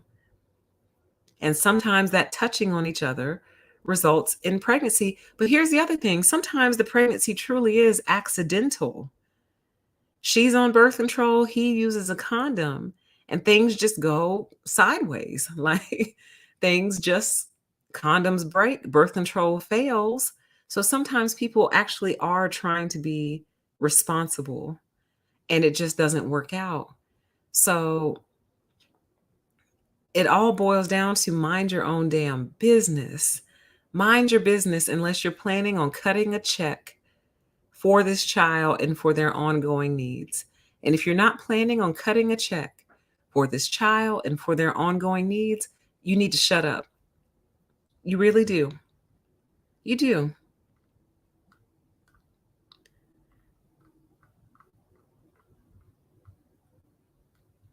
Right. It says Republicans are the party of small government until they want the government to get all up in your uterus. Absolutely. But we're smart enough to understand that you can't force someone to take a pokey poke against their will. They were smart enough to understand that, but not smart enough to understand this. I just don't get it. I saw a post on Instagram the other day that really summed it up very well. And the way they said it was, no one has the right to use your body to save their life. And I said, dang, I had never heard it put that way before.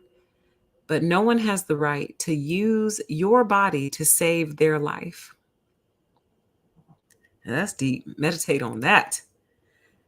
So, in terms of pregnancy, in every way, that baby is using your body to save their life. But in many ways, no one has the right to use your body to save their life. I mean, it seems kind of cold to say it that way, but it's true though. Like no one has the right to use your body to save their life.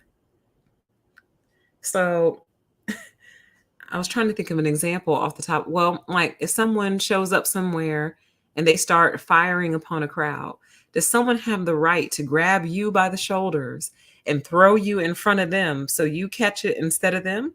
Do they have the right to do that, to use your body to save their life? If y'all are on a little boat on a lake and the boat overturns and y'all get thrown into the water, do they have the right to use your body as a flotation device to save their life? I'm serious. So it's just something to think about. Like, does someone or something have the right to use your body to save their life? In other words, it should be voluntary. So if you want to let your body be used to save the life of another, oh, I got a perfect example. If somebody needs an organ transplant, do they have the right to order that you go to the hospital, go under sedation, and remove your kidney to save the life of somebody else? Can they force you to do that? No, you have to volunteer for that.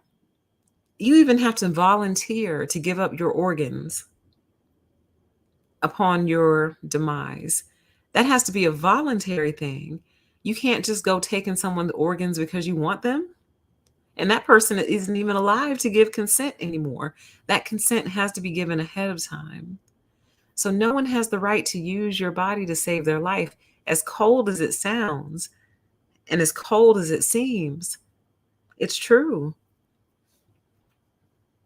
It says America is so strange on this issue. So many countries don't fight so hard on this. Yeah, it's like a non-issue in other places. Because in my opinion, y'all, and I promise you this is just my opinion. This is not based on research or anything. In my opinion, the abortion numbers are nowhere near as high as they claim that they are. Nowhere even close. Nowhere even close.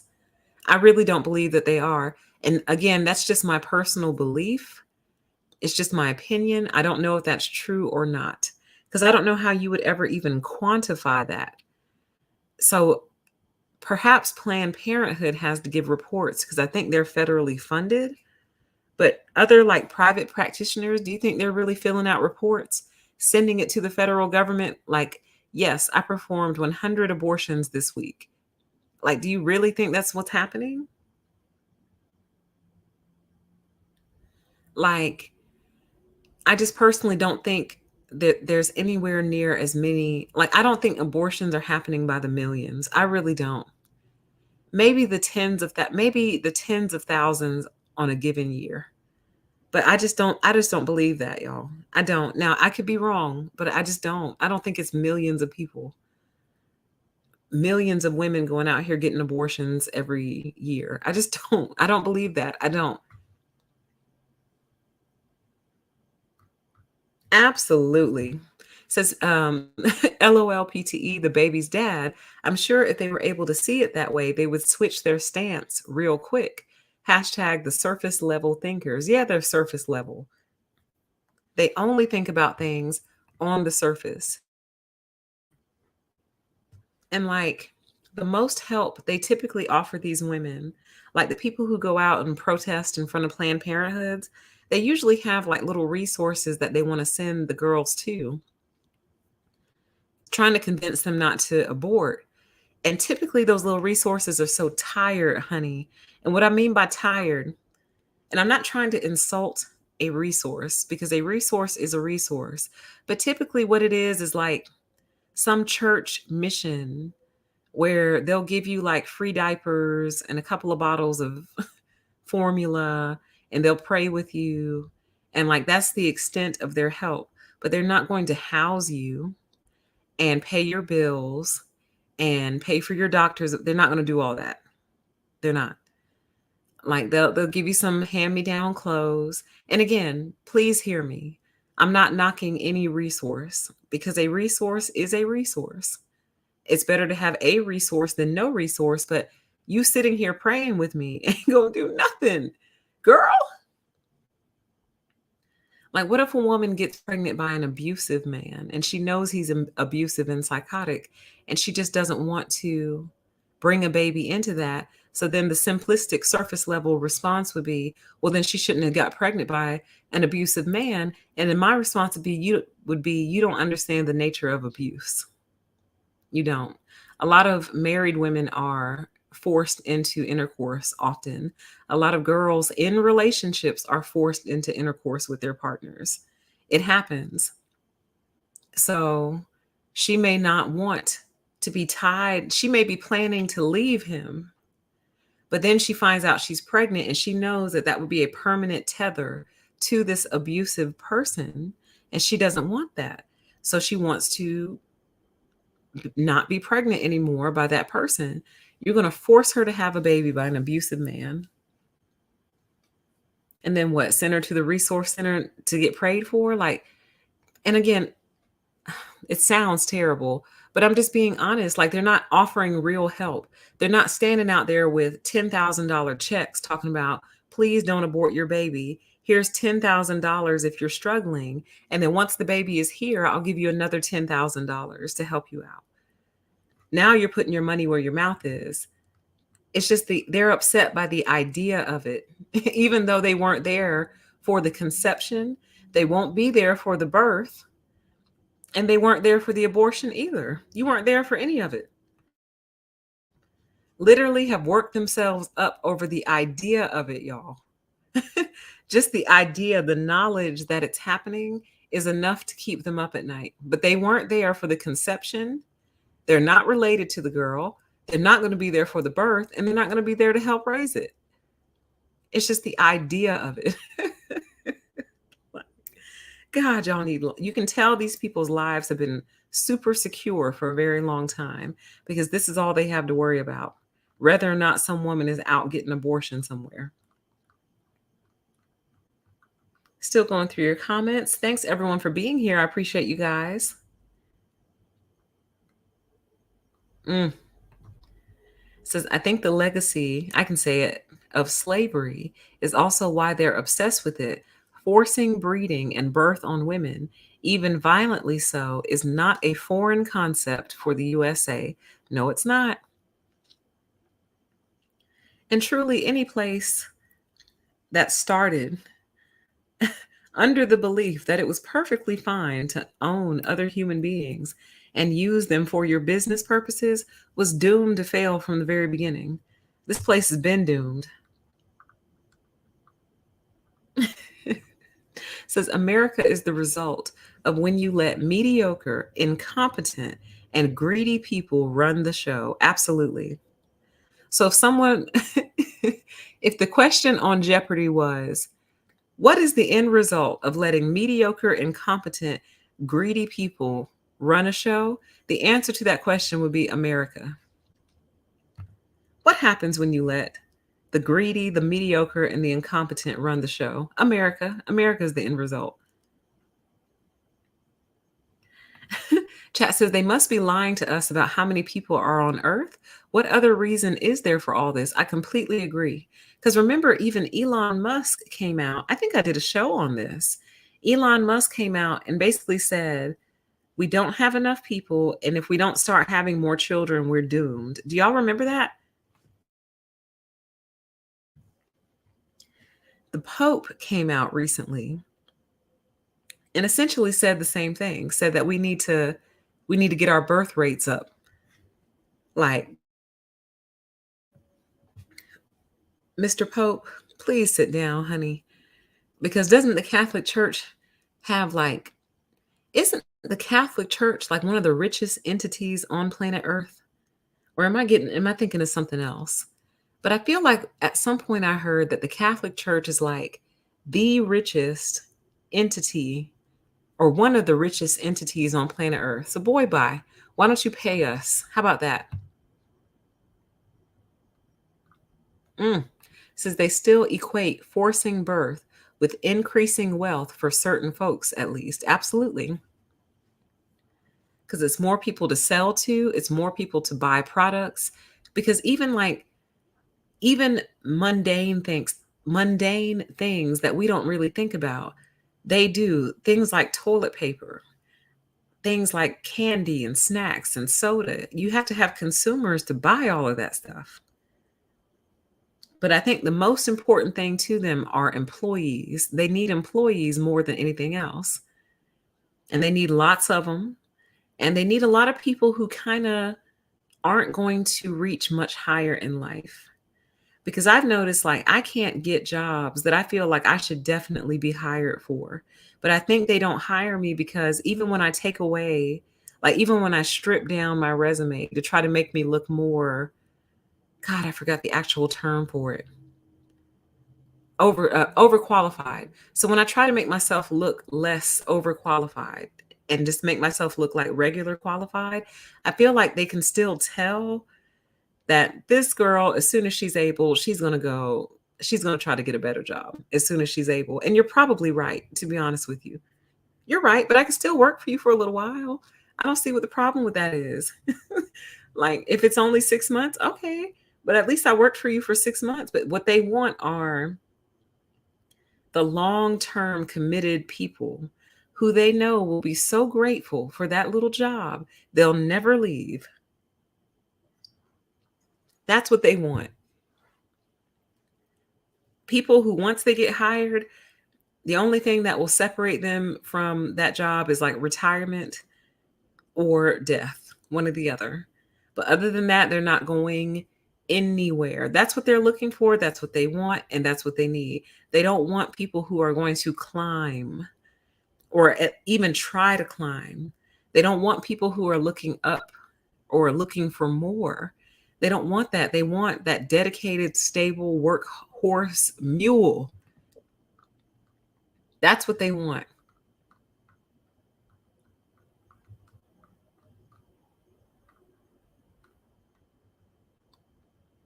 So then what is everyone going to do? It says they're replacing people with AI technology. They won't be worried about jobs for long.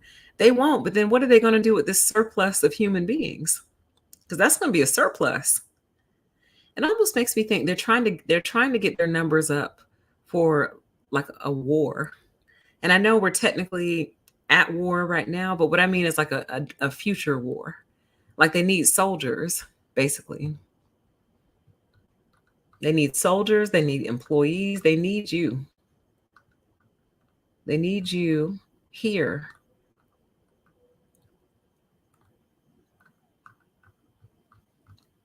Still scrolling your comments.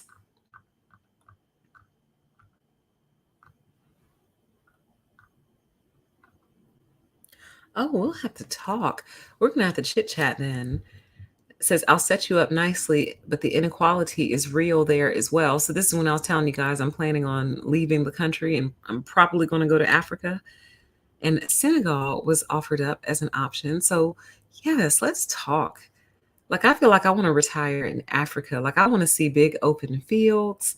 I want to see like elephants and giraffe. Like I want to be like immersed in that. And then there's parts of Africa that are quite nice and luxury. And I think they don't advertise it on purpose. They don't want people to know about it. Because the first time they let people know about their resources, they got exploited. So they're just quietly building it up over there. And there are some countries that actually actively advertise for African Americans to return to Africa. They're like, come back, come to it wasn't Nigeria. I can't remember which one it was. But they were like, come home, basically. They're like, come back. Like we'll receive you, we'll have you. Because many of those countries will be very happy to have American citizens because in spite of how busted up this place is, a lot of us have pretty decent educations. We're literate. Um, we can teach English if nothing else. We can go over there and teach English, math, science, whatever. Like we have knowledge that would be very, very useful and beneficial to the country. It says they don't even want to wait until they're adults. They hate them as soon as they're born. They love the fetus. It's that fetus that they love. They're obsessed with the fetus. And it's so true because you can just see the scorn they have for like a woman. They'll see a woman with 3 kids. And typically the first thing that comes out of their mouth is, "Ugh, where's their dad?" That's really what they be thinking, y'all.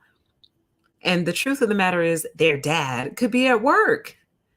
You know what I mean? Like just because you see a woman walking with 3 kids doesn't mean the father isn't in their life. That man could be at work. But that's typically the first thought that comes to their mind. Ugh, where's their dad? Where's their father? I'm like, you're their father. You wanted them here, right? You wanted these kids born, right? You're their dad. So I need money. Oh my God, what a perfect way to troll. Oh my God, I just thought of the perfect troll, you guys.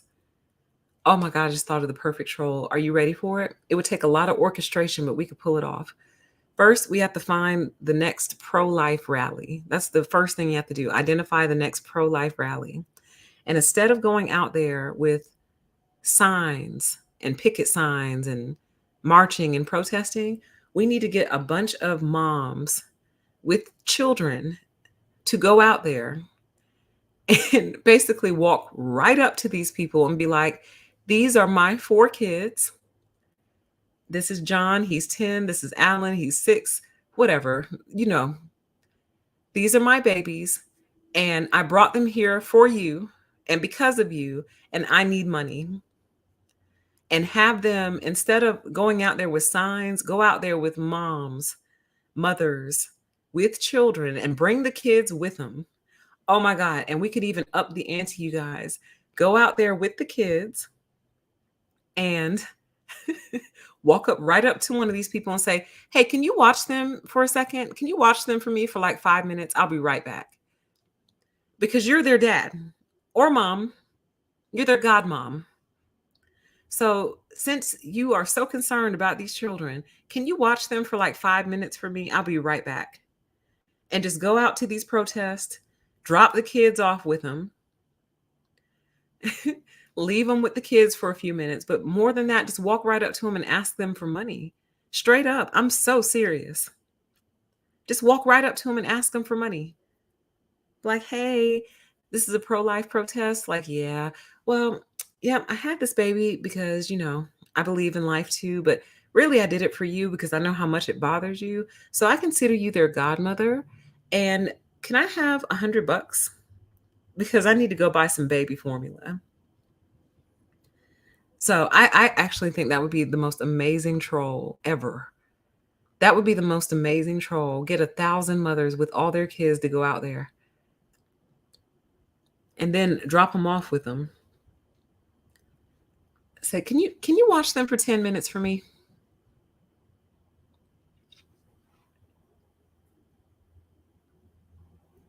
Mm. Says, I was an accident baby, unwanted. My parents helped out my siblings, but not me.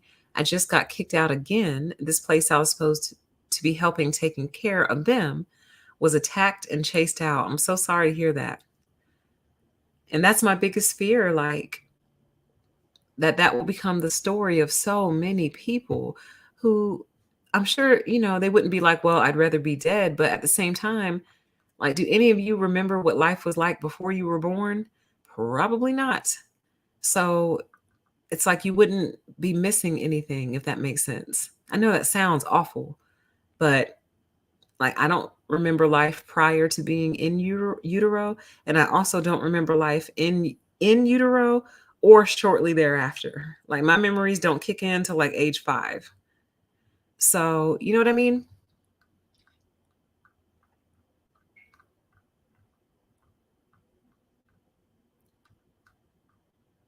Yeah, they feel entitled to these children. It says, good grief, they feel so entitled to these children. The fuck, right? Like, what is the issue? Like, why are you so obsessed? I would really like to interview somebody who was strongly pro life. And I already know what most of their answers are going to be. And because I already know what the majority of their answers are going to be, I'm going to ask them different questions because we got to get to the bottom of this. They're just like, I just think killing babies is wrong. Well, killing anything is wrong, really, but don't you think life outside might kill them too? Well, I just think anyone can be anything in this world, and you could grow up to be a doctor or a scientist or an astronaut. You might come up with a cure for cancer. Like every life is precious and every life is valuable. And it goes, once again, they don't read their Bible. They don't actually study it because I would imagine that if God feels the same way about abortion, let's do a hypothetical. Hypothetically, if God feels the same way about abortion, who do you think God is going to judge? Do you think God is going to judge the whole nation? Or do you think God is going to judge the individuals responsible, who would ultimately be the mother and the practitioner who performed the abortion? That's the two people God is going to hold responsible. He's not going to hold you responsible. You hated it in your heart, and that was good enough. And you hated it so much, you just never did it. Every pregnancy you had, you saw through to the end. You gave birth to your children, you raised your children. So why would God condemn you when you never had an abortion? That doesn't make sense. That's really, really, really, really stupid. And to me, the Christian approach would be, I'm going to pray for you. I'm going to pray that you don't have an abortion. And if you do, I'm going to pray that God forgives you. That is the Christian approach. I'm not happy about your abortion. I don't want you to have an abortion. I'm going to pray that God changes your mind. I'm going to pray that God changes your heart. And if you do go through with it, I'm going to pray that God forgives you. That's all you can really do. That's all that you can literally do. Don't get an abortion yourself. Don't become an abortion practitioner. And if you catch wind that someone else is going to get one, why don't you pray? You're supposed to be a Christian, right? Why don't you pray? Lord, dear Lord, I pray she doesn't get this abortion. Please, Lord, change her mind. Please, Lord, send her the resources she needs to take care of the baby. Dear Lord, let there be a traffic jam that day to where she can't make it to her appointment. You pray against it. You pray against it. You pray for her. You pray for the baby.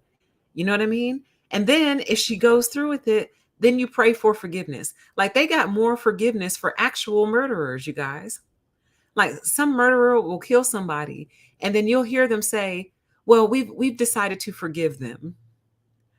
Like when you hear it on these crime shows, like a murderer will take the life of one of their family members, and then after some time has passed, the family will come out and say, "We've decided to forgive them, and we hope that they accept Jesus into their heart." And me personally, I'm like, "You're better than me, honey. Ain't no forgiveness over here, okay?" Like if you do something like that, there ain't no forgiveness. For me, you're gonna have to get that forgiveness from God. So I've always admired people who can actually forgive for things like that. Like I really do think you're an incredible person for being able to forgive to that capacity. But do you see my point though? Like they'll find forgiveness in their heart for actual murderers, but none for this, none for a woman who has an abortion. Like where's the forgiveness? Where's the love from God? It doesn't the Bible say that God will accept all essentially as long as you confess and repent and change your wicked ways. God cleans up like the worst of us and accepts the worst of us when we truly open our heart and we mean it, like when we're sincere about it. Like wasn't Paul in the Bible, wasn't he like a murderer and a slanderer and a liar? I might be getting him confused with someone else, but God like forgave him, turned around and used him to be one of the disciples. Y'all forgive me. It's the knowledge is there. It's just not sound. Like, aren't there all types of examples of that in the Bible? So why do you think it wouldn't apply here? A woman got an abortion. She felt bad about it. You don't think God would forgive her ultimately? Well, then either you don't believe the Bible or you don't believe what you're talking about. Like these people. Anyway, let me keep going through the comments.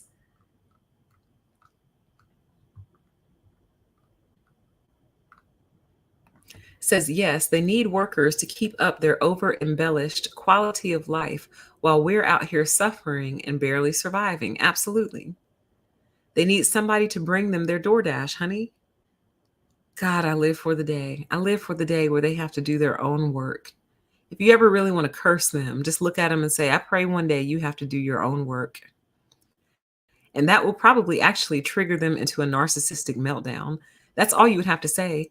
Say, I pray one day you have to do your own work and walk away. And they'll probably start foaming at the mouth and cussing you out.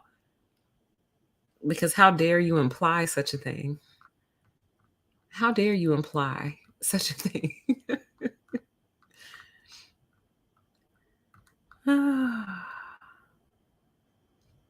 Yeah. Says, I felt the same PTE. The world changed. It's been very, very strange around here.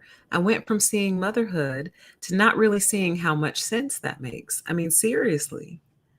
Like, I feel like my kid, like, and here's how I look at it too. Even if things were really great for me personally, financially, what good is it to be financially secure? My family would be financially secure when my child is going to be surrounded by friends whose families probably weren't. Not saying that their families would be less than me. What I'm saying is, like, what good is thriving when you're surrounded by struggle, is my point. So, in other words, what good, here's another way to look at it. What good, well, no, that was going to be a bad example. Let me see if I can think. Well, here's an easier example. What good is having money when all your friends are broke? So you got money, but everyone around you is poor.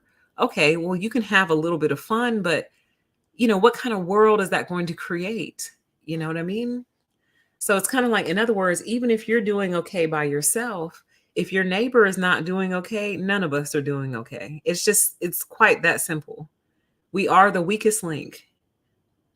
Let me rephrase that. A chain is only as strong as its weakest link. So if you have a society with multiple weak links in the chain, what good is that society?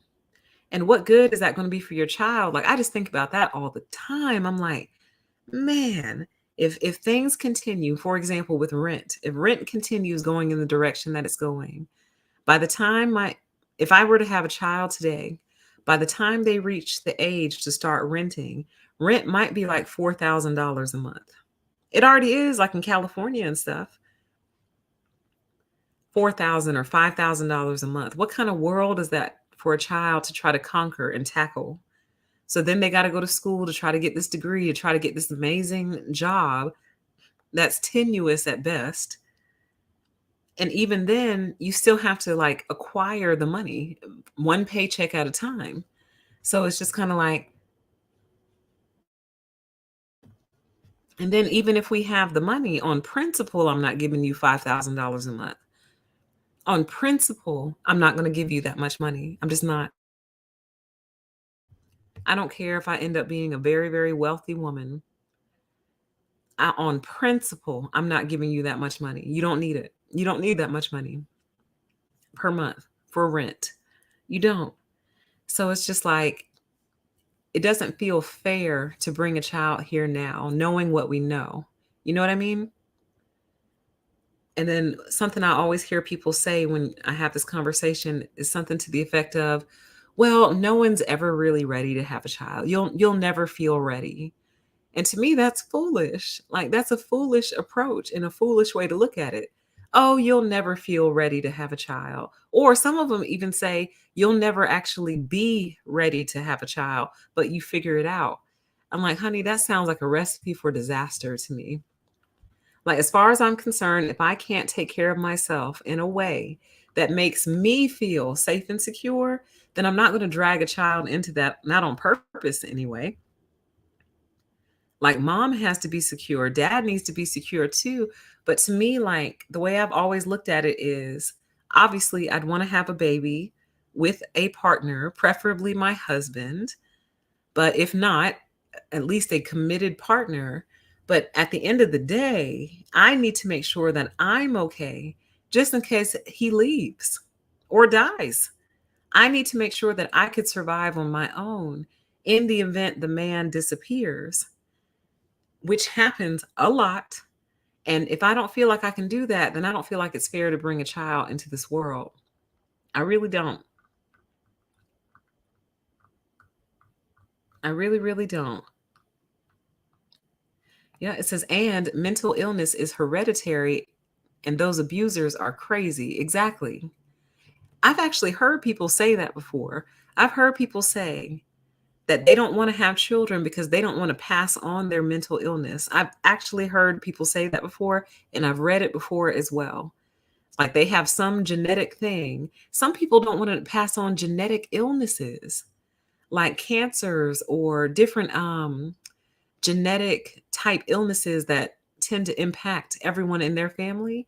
They don't want to pass it on. They don't want to do that to somebody else. So they purposely actively avoid pregnancy and childbirth because they don't want to do to someone else what happened to them, which I think is very noble and very kind, honestly.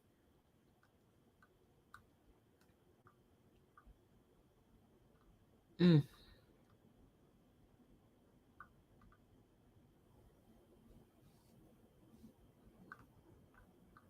I'm still reading your comments.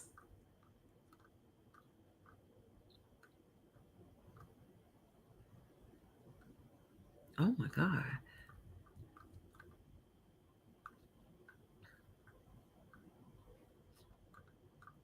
Mm, I want to do some more research into the birth rates because they are very concerned. Because technically, every person is supposed to have three children to make it replacement: one for you, one for the man who got you pregnant, and then one extra. Because if you only have two, all you've done is break even. So you actually have to have three to make it population growth. Does that make sense? So if you have one baby, you haven't done your part. And yeah, like, you're not replacing anything. If you have two babies, you have broken even, meaning you'll keep the population roughly the same. But if you have three, you've broken even plus one. And it's that plus one that helps it grow. Well, if you have zero, then we're definitely in trouble. Here's a quick question for the chat. Um, do any of you, well, let me see how I can rephrase this. Dang, it's kind of a complicated question. For those of you who are at the child rearing age, I'll say between ages 25 and 45. If you're in the chat and you're between the ages of 25 and 45, how many of your friends of the same age don't have kids? There's the question. So if you're between the ages of 25 or 45, how many of your friends in your circle don't have children? I hope that question makes sense.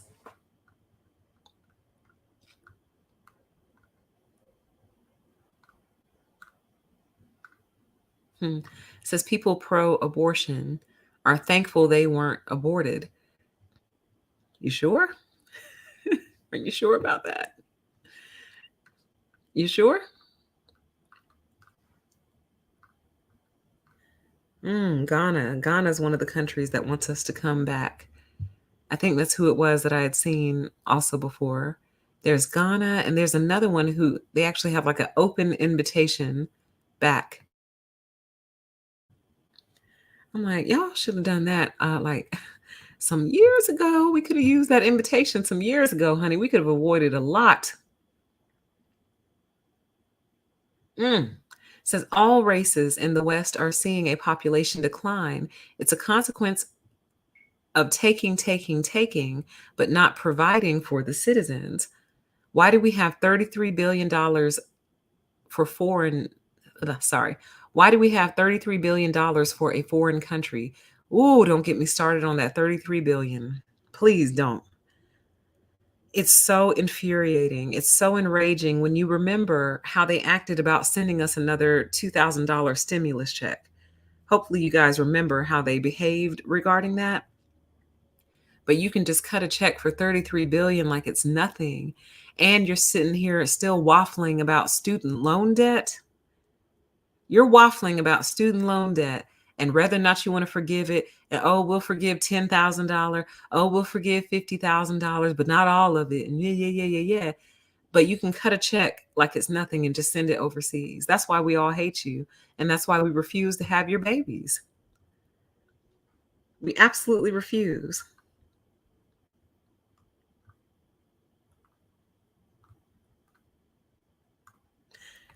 Do you like it? It says that's an awesome idea. We need to demonstrate publicly the consequences of their insane policies. Absolutely. We need to show up with a bunch of women with their small babies. And just the assignment would be everybody don't walk up on one person, one woman with her children to one protester. So if a protester already has a mom there talking to him, you go find a protester who doesn't have a mother there talking to him. You go right up to them with your babies and make sure they're kind of screaming and crying a little bit. That would definitely add to the effect. And to say, hey, you're pro-life. Yeah, I'm pro-life. Don't kill the baby. Blah, blah, blah. Let every heart beat. Blah, blah, blah. Say, okay, well, I did that. I let all three of these hearts beat. And man, I'm completely wiped out financially. Can I have $1,000? What?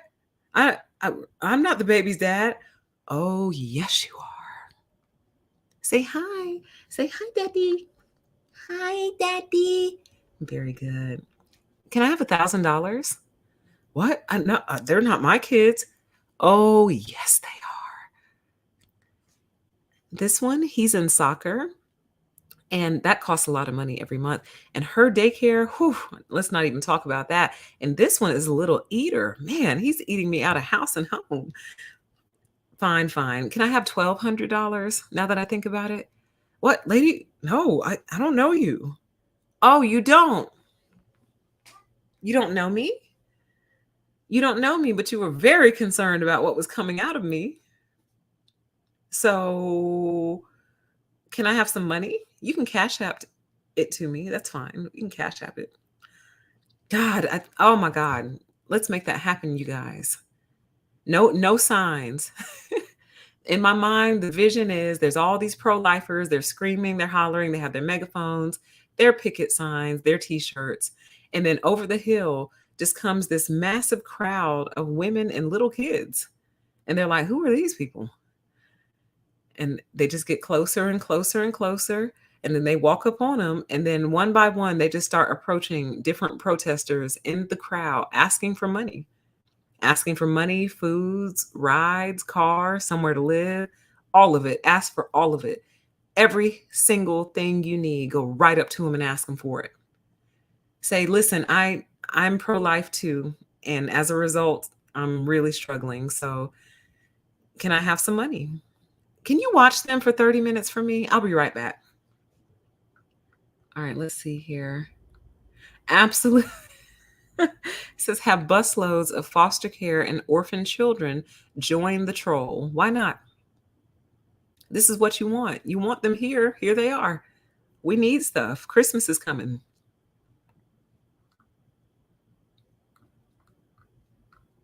Let's see here.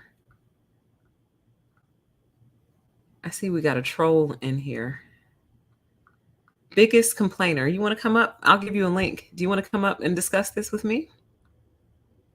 Because I'm desperate to pick one of y'all's brains.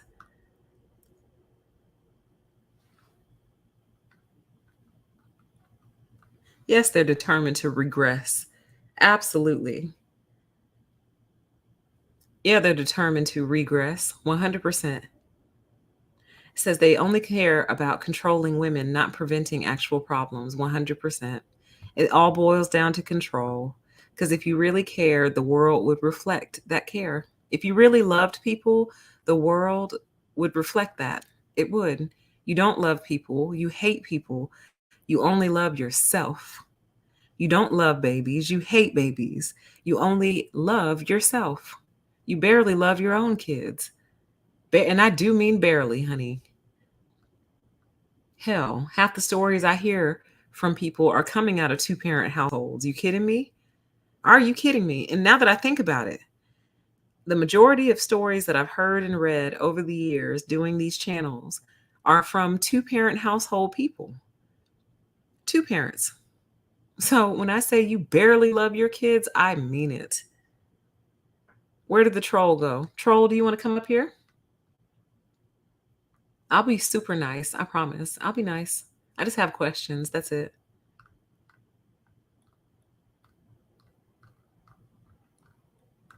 Let's see if it responds.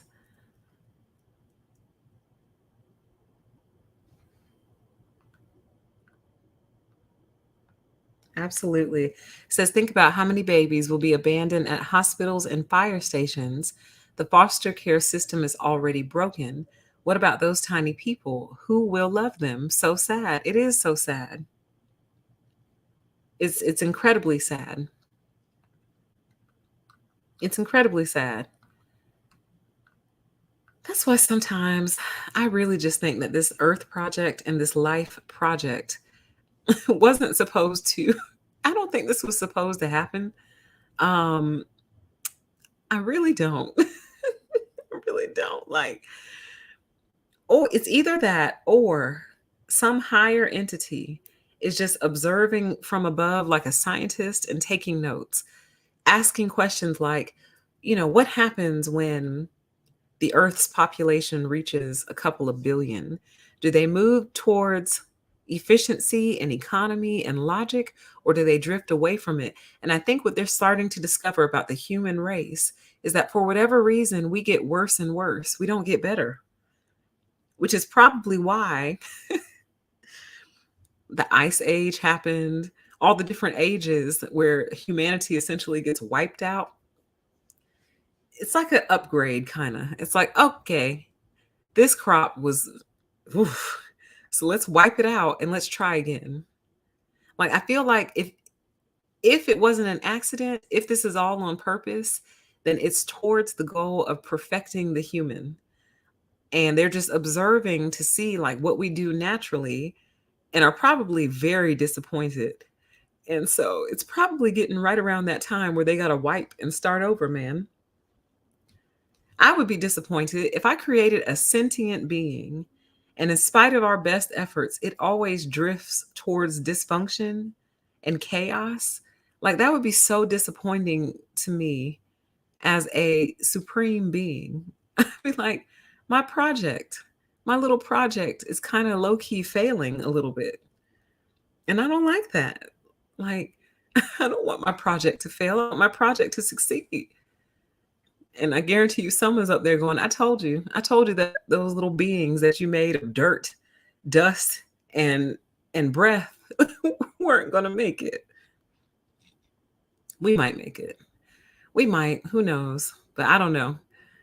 I don't know. It seems that well, but you know what though? That's actually a real theory in I don't know if it's physics, and I think it's called chaos theory, but I'm not sure. But basically it proposes that things naturally drift towards disorder, not order. And because of that, some people say that is proof of God, or at minimum, proof of a grand designer. Because if things naturally drift towards chaos, then we shouldn't be able to like clock the sun like to the second. We shouldn't know like the moon phases. Like nothing really should be able to grow because why would it? Because everything's disordered. So the fact that there is order in the world, not with human beings necessarily, but like there is some form of order to the design implies that someone made it because everything else drifts towards chaos unless there is a controller in place to prevent it from drifting towards chaos. That's pretty deep. I think that should be a separate show, actually. Chaos theory. Why does everything drift towards disorder? And then we'll talk about the order in the world. And is that proof of a supreme being? Chat says, entropy, all things in the universe move from order to disorder. So the fact that there is anything orderly at all implies, oh my God, I think I just blew my mind.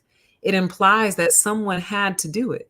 Like, for example, the fact that the sun rises and sets pretty much on schedule and has been since we've been here, that's very orderly. The fact that the constellations are like accurate, like you can look at the stars and tell like what season it is based on the constellations that you can see. Things like that. Like that's very, very orderly. The fact that we can do time, time is very, very orderly. So that implies a grand designer. It does. Versus it just being pure chaos. And isn't that kind of what the beginning of the Bible is saying? Like basically Genesis is basically saying in the beginning it was just a mess. And God came in and gave it order. God came in and gave it some light, put some stars for seasons and time, put a moon for the nighttime and a sun for the daytime, separated the earth from the water. Yes. Separated the land mass from the water. Like that implies organization. And it sounds like it was very chaotic when God, I guess, stumbled upon it. I don't know. I have so many questions about the Bible and creation and all that. Interesting. It says, yes, there's proven research on epigenetics that shows children can inherit even mutations that result from drugs used by their parents. Psychopathy is known to be hereditary. You see what I mean? So, like, what if you come from a family of psychopaths and you know it? And maybe you know you're psycho a little bit, and you just don't want to run the risk of passing that on to your children. You don't want to run those risks. I think you have the right to make that decision. It says Toys R Us and Babies R Us have already gone out of business, and the diaper and other baby businesses are struggling. I bet they are. I bet they are. I bet they are.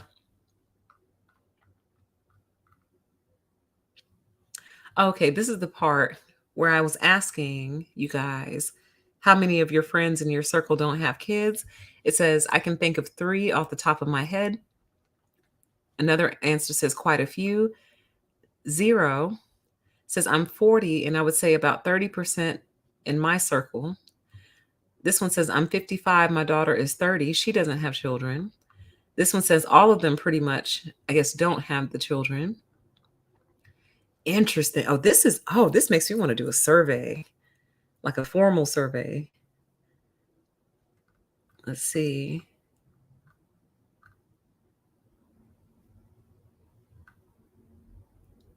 It says there's five of us, ages 33 to 35. One had her first 5 years ago. One is having her first in July. You see what I mean? Y'all, there's a missing generation. There is a missing cohort, and they know that they're missing, and they won't really feel it. They're getting ready to feel it. Here's why. So, if I had had a baby at age 20, wait a minute, hold on. Wait a minute. Let me get this math together. Basically, if I had had a baby young, I would have an 18 or 19-year-old right now. And that's exactly what they wanted. Like, they pretended like they were against teenage pregnancy and single motherhood and all that. They really weren't. They needed those babies. They did. But at minimum, I was supposed to have my first baby by like 21 or 22, and I didn't. So it's like, and still haven't. So they are missing that cohort. Oh, that's where I was going with that. So right now, I'm supposed to have some children that are getting ready to turn 18 or already be 18 or 19, which means those kids are adults. They're ready to work. And because that's only just now happening, within the next 5 or 10 years is when they're going to really feel the hurt of not having these children in the world. That's when they're going to feel it. So I think that's why all of this is happening right now.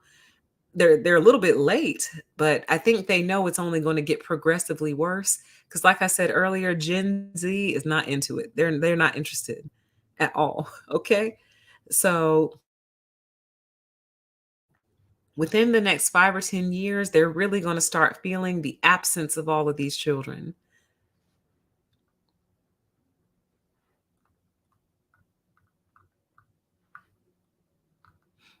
All right, we'll do a few more and then we'll get out of here. Because I didn't realize we had been here for 2 hours. Absolutely. So they need to cut a check from me too. I need to be paid to raise this child because I didn't want it. Exactly. Fashion texture, you're not feeling it. It says, come back to what? We first have to find out the exact countries we are descendant from. They want us back for the same reasons the US wants us to have kids. You're probably right. I mean, we'd really benefit the economy over there and actually maybe have a little bit of political power because we'd be bringing so much with us. All right. So I'm slowly making my way to the bottom of the comments. So I think it's been a really great discussion, you guys. Really great. I think these are crazy times. It's so sad that this is even being threatened right now. Ultimately, what I'm advocating for is just the prevention of the pregnancy altogether, whatever that means for you. I feel like that's the only way we can really stick it to these people is like, oh, okay, I can't get an abortion. Okay, well, I won't get pregnant then. Because that's absolutely not what they want to hear. You're dealing with highly narcissistic people. They never want you to actually bow out of the game. That is not the goal. The goal is not for you to leave.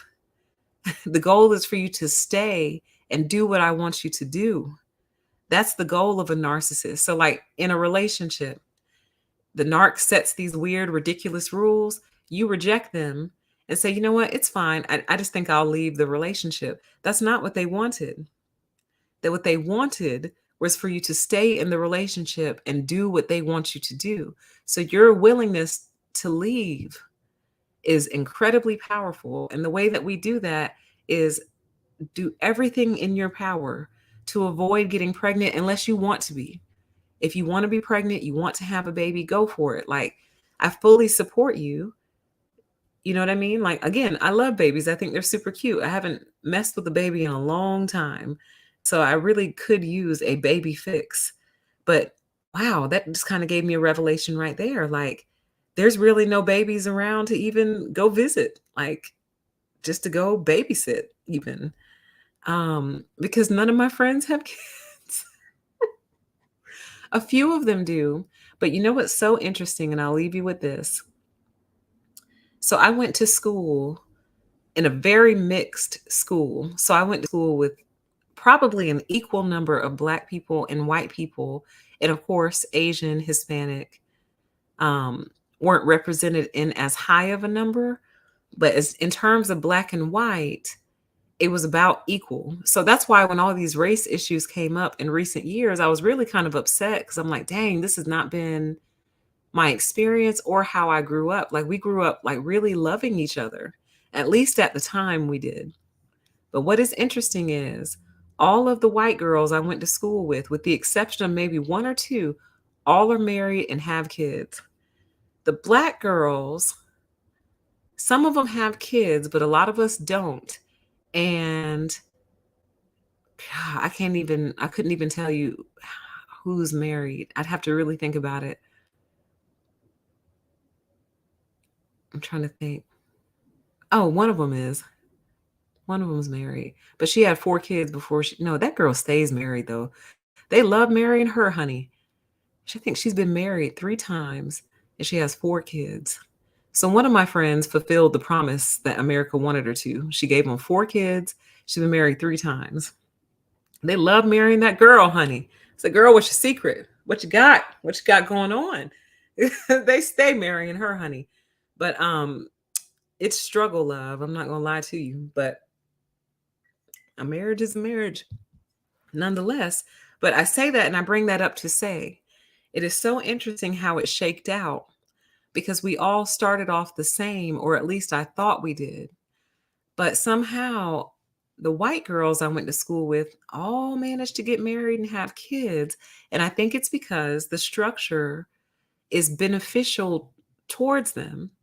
It's very, it's safe for them to have babies and set up families because in many, many different ways, the structure is built for them in many different ways, if that makes sense. So where and what we also may not have known and couldn't see at the time is that their parents had money, but we just couldn't see it because we all went to the same school. So because we all went to the same school, we couldn't tell that our white counterparts were already leaps and bounds ahead of us. But we just didn't know that because we were young. So they may have already had a foundation, an invisible foundation that we couldn't see. And as we got older, it started to play out. You see what I mean? That and there's a lot of differences between the men, but we're not here to talk about men this evening. But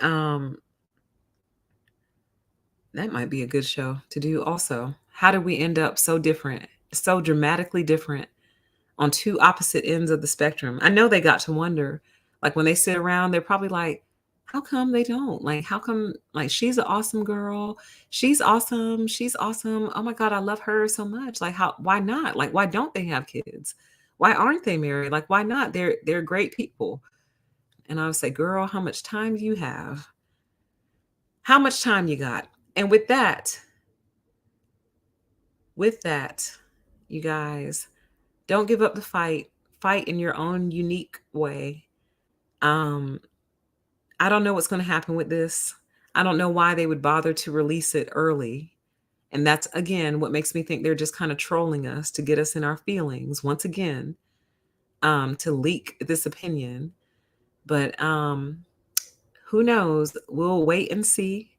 And then we will deal with whatever happens when it happens. But until then, honey, get on some strong birth control unless you actually want to be pregnant and have the baby, okay? And until then, and until next time, we will talk again soon. And I think I will turn up again on permission to exist, okay? Take care, everybody, and have a wonderful evening. Bye bye.